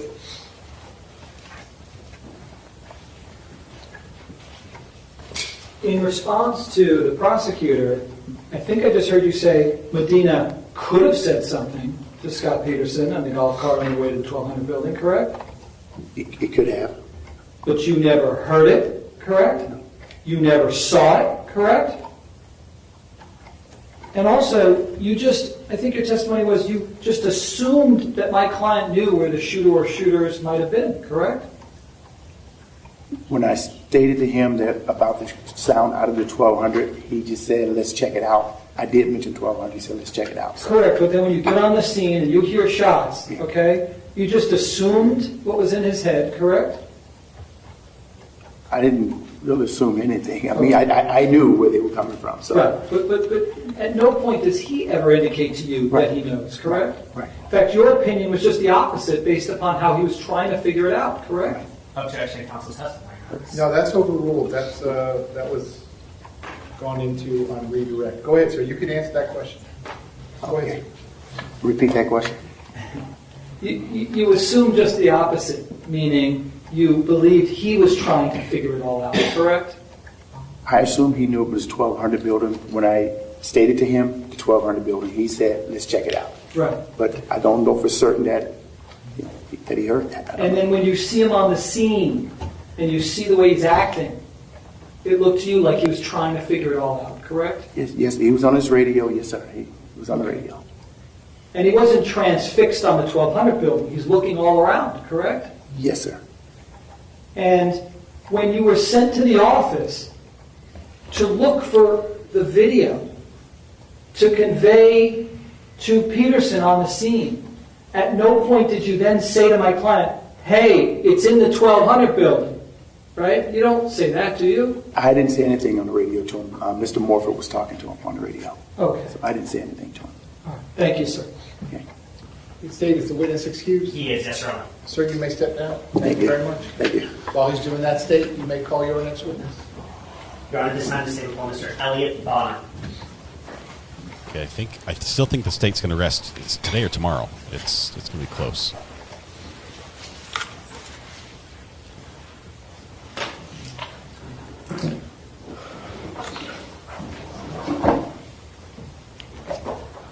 Have to wait for the first witness to leave before the next witness can come in. They do have the exclusionary rule in effect, meaning they can't talk to each other about their testimony. Savis Gunn, good to have you as a member again in green. Thank you so much. Appreciate your support.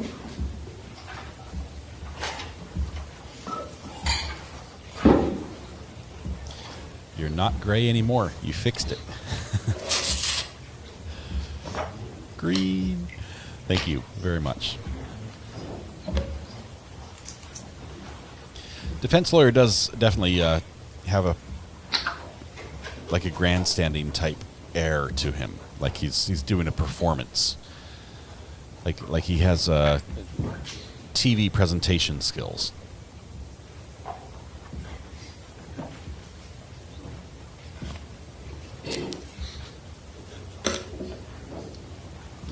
The court calendar is 2 months long, but I believe they're going to be done long before then. They'll have a lot of time.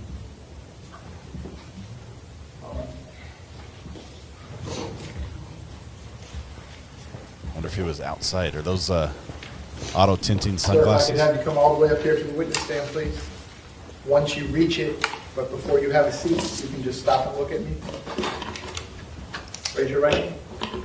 You swear to tell the truth, whole truth, nothing but the truth. I do. Please be seated. Is he the other security monitor? And sir, once you're seated, if I can get you to scoot that chair all the way forward as far as it will go. Can you please state your full name and spell your full name? My name is Elliot Thomas Bonner. It's E-L-L-I-O-T. Thomas and Bonner, B-O-N-N-E-R. Mr. Killer, you may inquire. Thank you, Judge. Mr. Bonner, what do you currently do for a living? I'm retired. And what did you do before you were retired? I worked 30 years at IBM. What did you do for IBM? I was a programmer. What did you program? I worked on missiles. Like military missiles? Military missiles.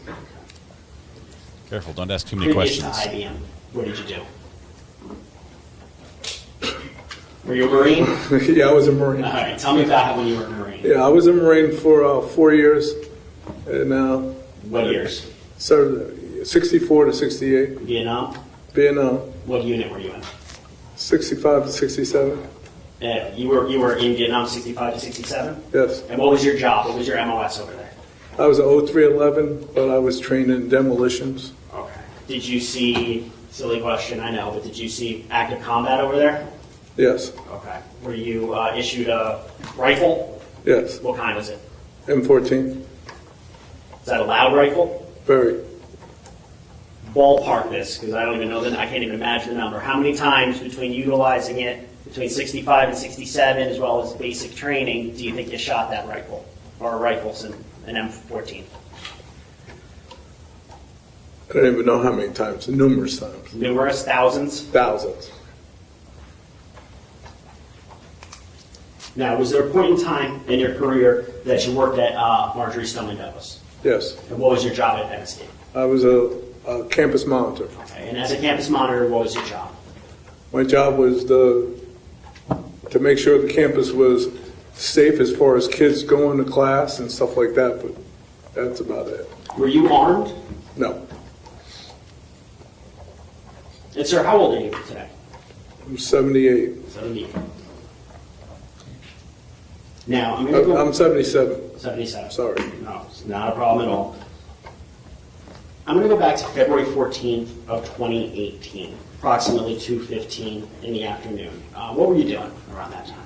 I was, about 2:15, I was in the athletic director's office.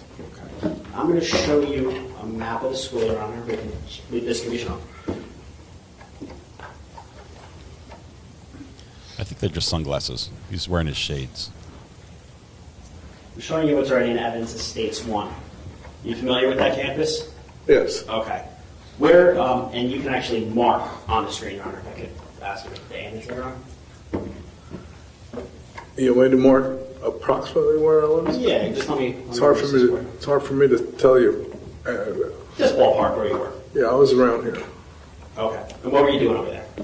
I was actually doing something in the athletic director's office. Okay. And what caught your attention that something was wrong that day? The fire alarm went off. Okay.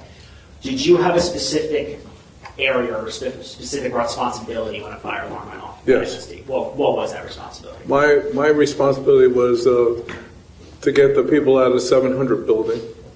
Can you mark with an X the 700 building? 700 buildings up over here. So he's getting people out, and the other guy's telling them to go back in. So you hear the fire alarm. What did you do? I left the athletic director's office and got in my golf cart and rode up the sidewalk towards the 700 building. Did you have a school radio? Yes. Can you just track, and I'm going to change it to blue, can you just track the path that you took towards the 1200 building? I basically went up this way and down this way, and I stopped about there. You stopped about there, okay. Why did you stop about there? Because I seen Coach Feist laying on the ground. Now, previous to seeing Coach Feist on the ground, did you hear anything? Yes. What did you hear? I heard those gunshots. Could you tell where those gunshots were coming from? I know they were coming from the building. Which building? The 1200 building. How could you tell they were coming from the 1200 building? Because I know what gunshots sound like.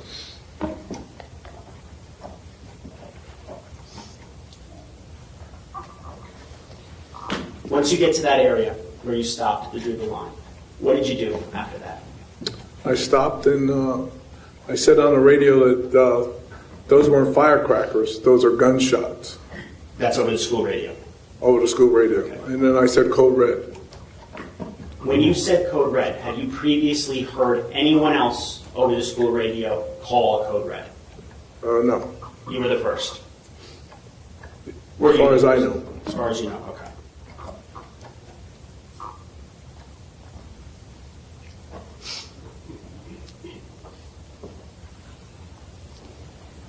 So he's saying he called the code red, and we're hearing that. Now I asked you if you were Peterson. armed that day, but was Coach Feist armed that day? With a gun? No. Was Brian Stobley?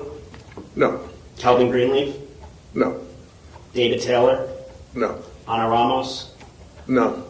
Medina? No. Going back to the map, when you stopped at that specific point there, how far would you estimate you were from the building, from the 1200? 30, 40 feet. What did you do when you heard those shots and you were in the car? I said code red, and I left. How did you leave? I just backed up. Did you put the car in reverse? Yes. Did you turn it around, or did no, you just? I just went in reverse. Okay. While you were in reverse, heading backwards, did you run into anybody? Yes. Who? Officer Heinrich. Did you know Officer Heinrich before that day? Yes. Did you know that he was a Coral Springs or that he was a police officer? Yes. Okay. What did you tell him? I said, Coach Feist is laying by the door. Do you recall saying anything else to him? I don't recall saying anything else.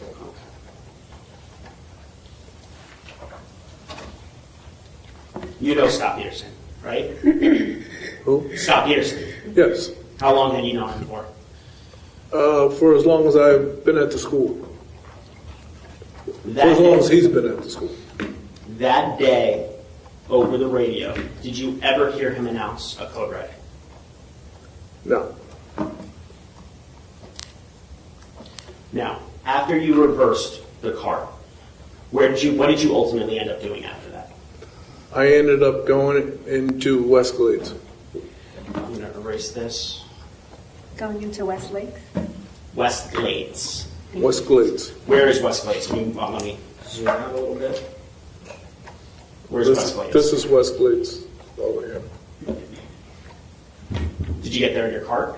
Yes. Okay. And why did you go over to Westglade? What were you doing? I was getting as far away from those gunshots. Okay. Were there kids around you? Students? Yes. What were you doing with the students? The students pretty much followed me. Is there a gate that connects MSD to He Westglade? led the retreat. Yes. Can you just mark approximately where the gate is? Approximately right there somewhere. Okay. So did you head west and then south to that gate? Yeah, I went. You want me to write down there? Yeah, sure. All right. So I went down here, and I went down here, and I went through the gate with my golf cart. Okay. And where did you go once you were on that side? I went down this way. Why did you go down that way? Distance. When you went down that way, so the southern point of the blue marker did you run into other students and other teachers? Oh, yes. How many would you estimate? Approximately 300. Your Honor, I'm going to show it's F5, which is evidence of 6. Does this require the screen? It does not, Your Honor. Okay.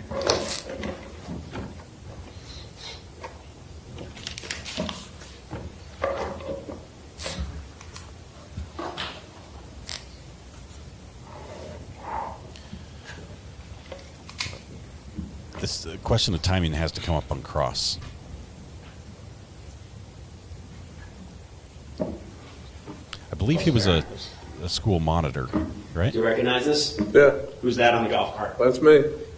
This camera angle, which way are we looking? Which way was I? Yeah, which way is the camera facing? North. I'm going to be honest, I don't know. If you look at the bottom left hand of the screen, can you see it? Yeah. What does it say? Do you see it? Building 13, west? Building 13, west to field. Okay. So you can keep playing there. When you turn there, are you heading towards the 1200 building? Yes, I'm headed east. You're heading east. Okay.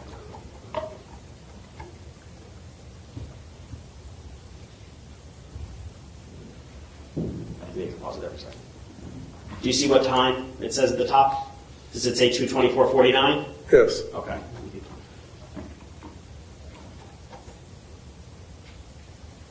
Okay, so he's a minute or two later. While you're off screen, is that when you utilize the school radio, or is it while you're driving backwards? I utilized the school radio while I was stopped there. And do you see the screen time there, 2:24:59? Yeah. Okay, and this is when you're heading backwards, correct? Heading west? So no camera caught him using the radio.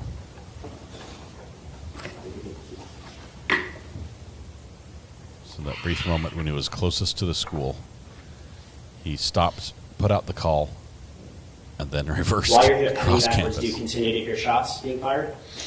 I don't recall.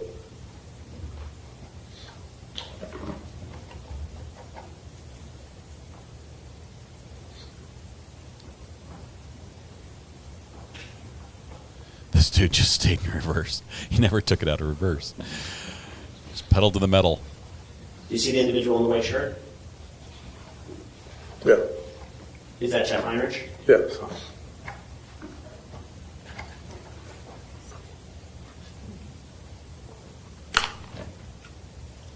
Now, the brief interaction with him, did you stop and have a conversation, or was it just... As I passed. Drove past, it was in passing. As I passed. Yelled something out the window as he zipped by in reverse.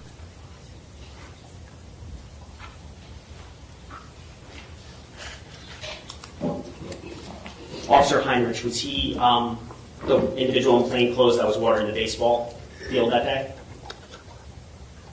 Yeah, he was in plain clothes. I don't know what he was doing, but he was on the baseball field. He was on the baseball field. Right.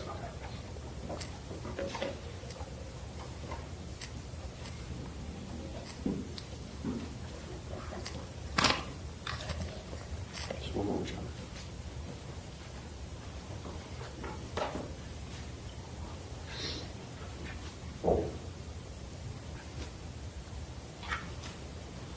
I have nothing further for Mrs. Bonner.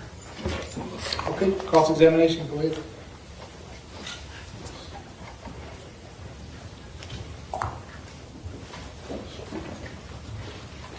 Good morning, Mr. Bonner. Good morning. Sir, you and I met back on June 30th, 2022 in a video deposition. Do you remember me asking you questions? Yes, I remember you asking me Did questions. you have a chance to read over your deposition, your sworn testimony before you testified today? No. You did not? No. So when you say before, I'm taking recently. Yeah, recently. The state did not give you your sworn testimony? Oh, they did. But Okay. I didn't read over it. Okay. And I'm assuming that, like most of us, your memory doesn't get better with age like wine, correct? I can't remember what I ate yesterday. Yeah, I mean, all right. So let's talk about this. You do remember that you were a campus monitor with Stoneman Douglas for 25 years, correct? Approximately. And you, thank you for your service. You served as a Vietnam vet, so you know the sound of gunfire, correct? Yes. And you worked with Scott. Can you describe for the jurors professionally how he was to work with? Well, we work with Scott as far as getting students and whatever he needed. He was the SRO. Was he professional? Yes. Was he dependable? Very dependable. Would he jump right in if anybody needed him for something? Yes. You wouldn't call Scott a coward, would you? No. In fact, you saw just the opposite, didn't you? Just the opposite of coward? Yes. I wouldn't call him a coward. You recalled the fire alarm was going off as you were approaching the building, correct? Yes. The fire alarm you would characterize as extremely loud, correct? If you're in the building. Okay. Now, when you're on the golf course, you pulled up and you see Coach Aaron Feist on the ground, correct? Yes. And you say that you got within 30 to 40 feet of the 1200 building, correct? Yes. But this is on the west side of the Yes. 1200 building, correct? Yes. And you believe the shots that you heard, by the way, were of Coach Feist being shot, correct? No, I don't know. I just heard the gunshot. Okay. Let me show you this. Is this showing you what is in evidence as defense exhibit number 1? Is this the west side that you approached? Yes. Okay. And Coach Aaron Feist was on the ground right outside the door? Right outside those doors, right? Yeah.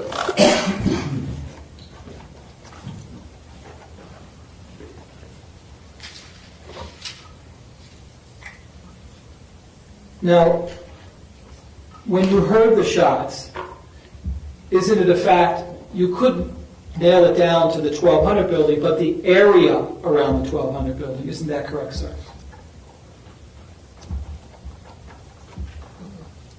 Yeah. Yes. Okay. That's important. And one of the reasons why, when you went on your radio to announce those aren't firecrackers, those are gunshots, you didn't give a specific location of where the shots were coming from is because you didn't have one, correct? Yes.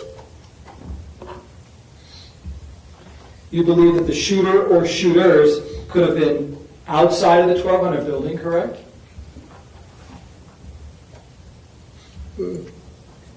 Yes, could have been. Could have been on top of the 1200 building, correct? That's definitely could have been. Could have been potential sniper fire, correct? Sniper fire? Yeah, somebody shooting out of a window or from some location. I guess so. And with all those buildings, had you had any experience prior to the shooting with there being any kind of echo in that area? Yes. Tell the jurors about that, please. Well, there's quite a few buildings, and it's really hard to tell when there's a noise.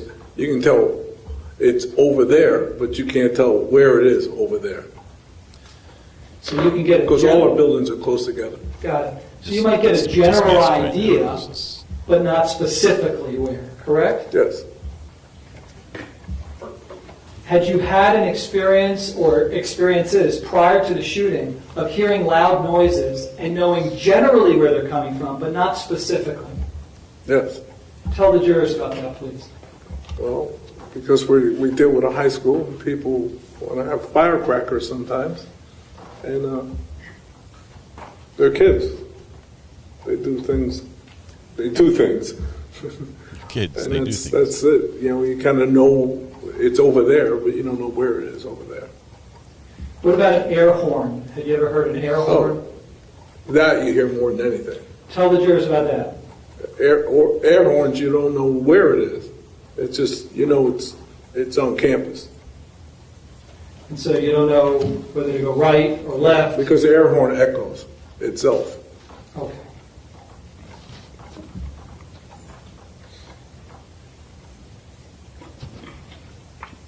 You never saw any bullet-riddled windows, correct? That's not correct. Okay.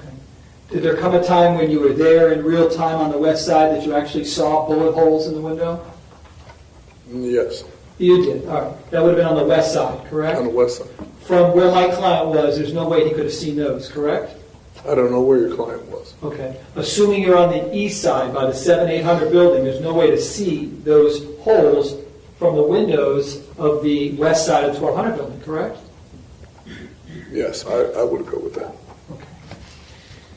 Nor did you see any muzzle flashes at all, correct? No trails of blood that could lead you to a conclusion of where the shooter or shooters were located, correct? No smells, correct? No.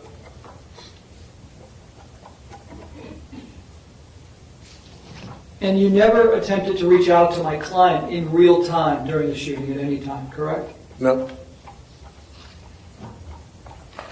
Okay. Thank you, sir. Wish you the best. Any redirect? Yes, sir. Go ahead. Very briefly. Mr. Bonner, on cross-examination, No objections on that. you spoke about the fire alarms. Can you tell me about the fire alarms? Are they louder inside the buildings or outside? Yes. They're louder inside? They're louder inside. Are they significantly louder inside? Yes, because they're geared for us that are inside, the students. Outside in the hallways, are there, I don't even know what you would call them, are there actually like horns for the fire alarm? Or how does it work on the outside, if you recall?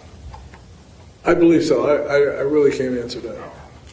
Now, during a fire alarm, let's just even say a regular fire drill, are you able to have a conversation like you and I are having outside in the hallways? I don't understand what you mean. Outside, the volume of my voice right now, would that be loud enough for you to hear in the hallways during a fire alarm? Would the volume of my voice be loud enough inside a classroom during a fire alarm for you to hear me? Probably. Probably, okay. On cross-examination, you were asked about the location of the shots. Did you think that the shots were coming from any other area other than the 1200 building? At the time, I just thought it was a 1200 building. At the time, you thought it was the 1200? Right.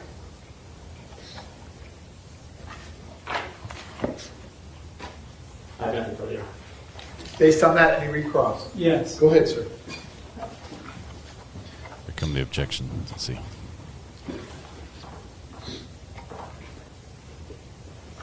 In your mind, there is a difference between the 1200 building and the area around the 1200 building, correct? Absolutely. Didn't you tell me on cross-examination that you narrowed it down to the area around the 1200 building, correct?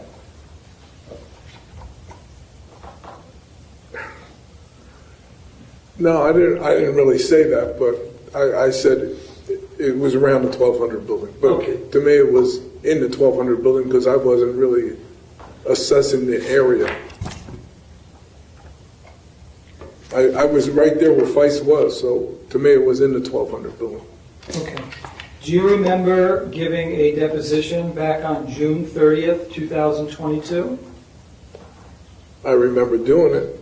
Okay. And do you remember me asking you the following question on page 10, line 11? Well, could you... Yeah, that's his thing. Do you remember giving a statement that is different than what you testified today? I don't recall. If I showed you... Well, if you had your deposition, would that help refresh your recollection? Yes. Okay, Now we can show it. Okay. Approach the witness. Good job. Good job. he struggled getting to that point on previous witnesses. Page 10, we'll start page 10, lines 11, and we'll go to some other pages if necessary. So the purpose of the exercise is to see if the document refreshes your memory. Take your time, just read it to yourself. Once you're done reading it to yourself, if you look up, I'm sure the lawyers will have some more questions for you, okay? But what I don't want you to do is read out loud from the document. Just read it to yourself, okay? Thank you.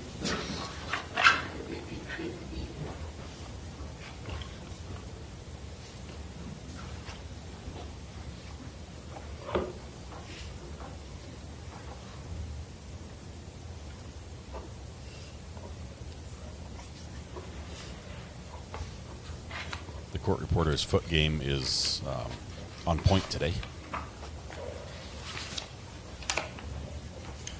I think she's cold, actually. Air conditioner must be working overtime.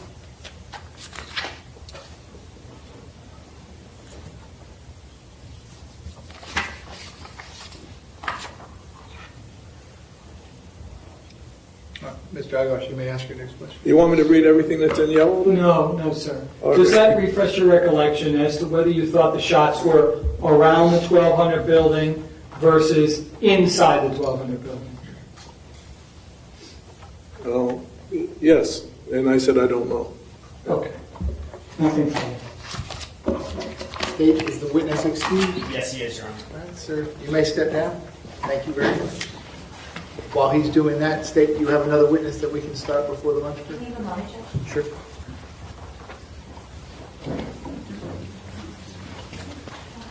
Are they ready to rest? They're conferring with each other.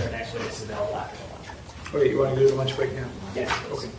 All right, ladies and gentlemen, I'm going to send you to lunch. Same admonition as always. Please don't discuss the facts of the case, the evidence, the witnesses, or the testimony amongst yourselves or anyone else till we reach the end of the case.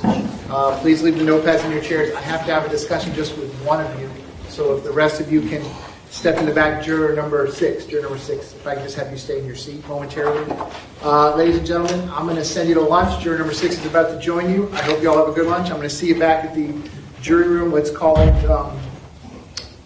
1:30. What's up with juror number 6? This is a paid time off issue. Yes. Juror number 6 is the one whose boss says, hey, you've got to take your PTO after 10 days. So,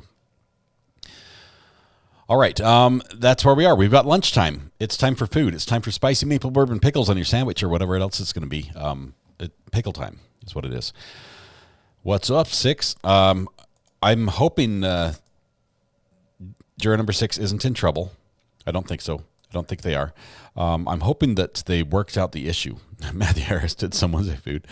Matthew, you might have missed this morning. I got a little gift package in the mail, and it might have come sometime last week because I was out. But I guess word got out that my son wrecked my car, and I got a bunch of things from Matthew Harris Law in the mail. I got bumper stickers so I can identify my new car with the a sticker. I've got a Band-Aid dispenser for any injuries you might sustain during an accident. I got a pen to fill out a police report from an accident, and I got an insurance paper holder with a cool little reminder of what to do if you are in a car wreck or just in a traffic stop.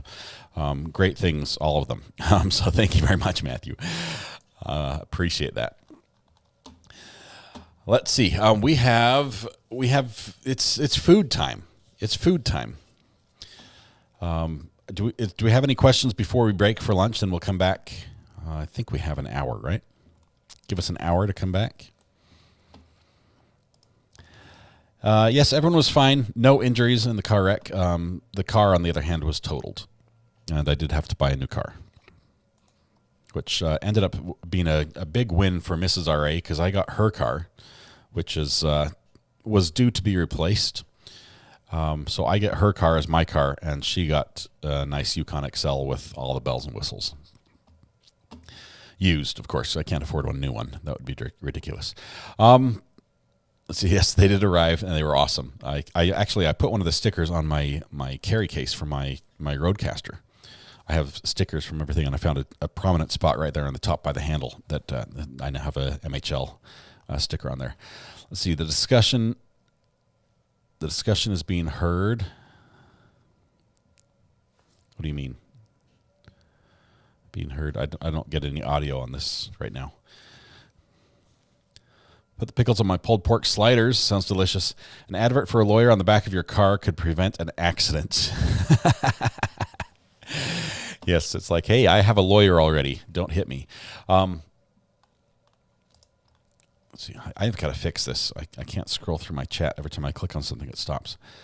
I'd love to be RA's insurance agent. Oh, with the checks we write them, I bet you would. Let's see. Whomever interested, Taylor Renee Parker body-worn camera recordings are released. Know how much you love stickers? I do. I really do. I love the stickers. That's why we got the new car. I didn't know the story. Glad he's okay. Yep. It was a bit of a thing getting a new car, and because we got the payment from the insurance company for the old car, we actually ended up getting paid. We had the car for 3 years, the old car, and we got out of it about $500 more than we bought it for, which is just insane because never in my life have cars been an investment before, but that turned out to be that. So we used that cash to buy the car, and when I say cash, I mean cash. We counted out the cash and carried it in and bought the car, and it was a bit of a dilemma there as we got stacks and stacks of money. But the insurance payment came through. It was wonderful, and it worked out. Cars are habitual liabilities. That's where I'm putting one of the stickers on the back and one on the front of my car. Yep. All right. Okay. Let's do lunch. I realize it's been a long day. I'm just getting back to the speed of things. My brain is still a little foggy. I feel like I'm out in nature still, sitting in the hammock, just kick back, taking it easy. And I need to get some food in me. Maybe some pickles will fix that and get back up to speed. So we'll come back after lunch. And I don't let anyone drive my car. I wish. I've got kids. I can't do that. I have to let them drive. Otherwise, I'm their chauffeur. I'm their free Uber, and we don't want that. So, all right, it's going to be lunchtime. Tell you all to go get lunch. That's what I'm going to do. I'm kick back, taking it easy. Let's see. Have a great lunch, everyone. Tonight, when you go home, please hug the people you love. Smile at someone, make their day just a little bit better, and stay safe till we go live again, which is be in about an hour. About 1 hour. Watch for the placeholder. Sharon, our internet CEO, has resigned her position because we've promoted her to mod duties. So she has a blue wrench now. As she won't be winning the internet, we need somebody to take over. It could be you. Watch for that new placeholder. The first person to chat on the new live stream, no matter what you say, you win the internet for the rest of the day. So now is your chance to win. Then odds are never better. I think we had a great winner this morning. I can't remember who won. Are you still here? We're about to unceremoniously strip the internet from you and give it to someone else anyway in just about an hour. But you did a great job this morning. It was working great. So thank you very much. Appreciate that. All right. I've done the outro already. So stay safe. Have some lunch. We'll see you in a few. Bye.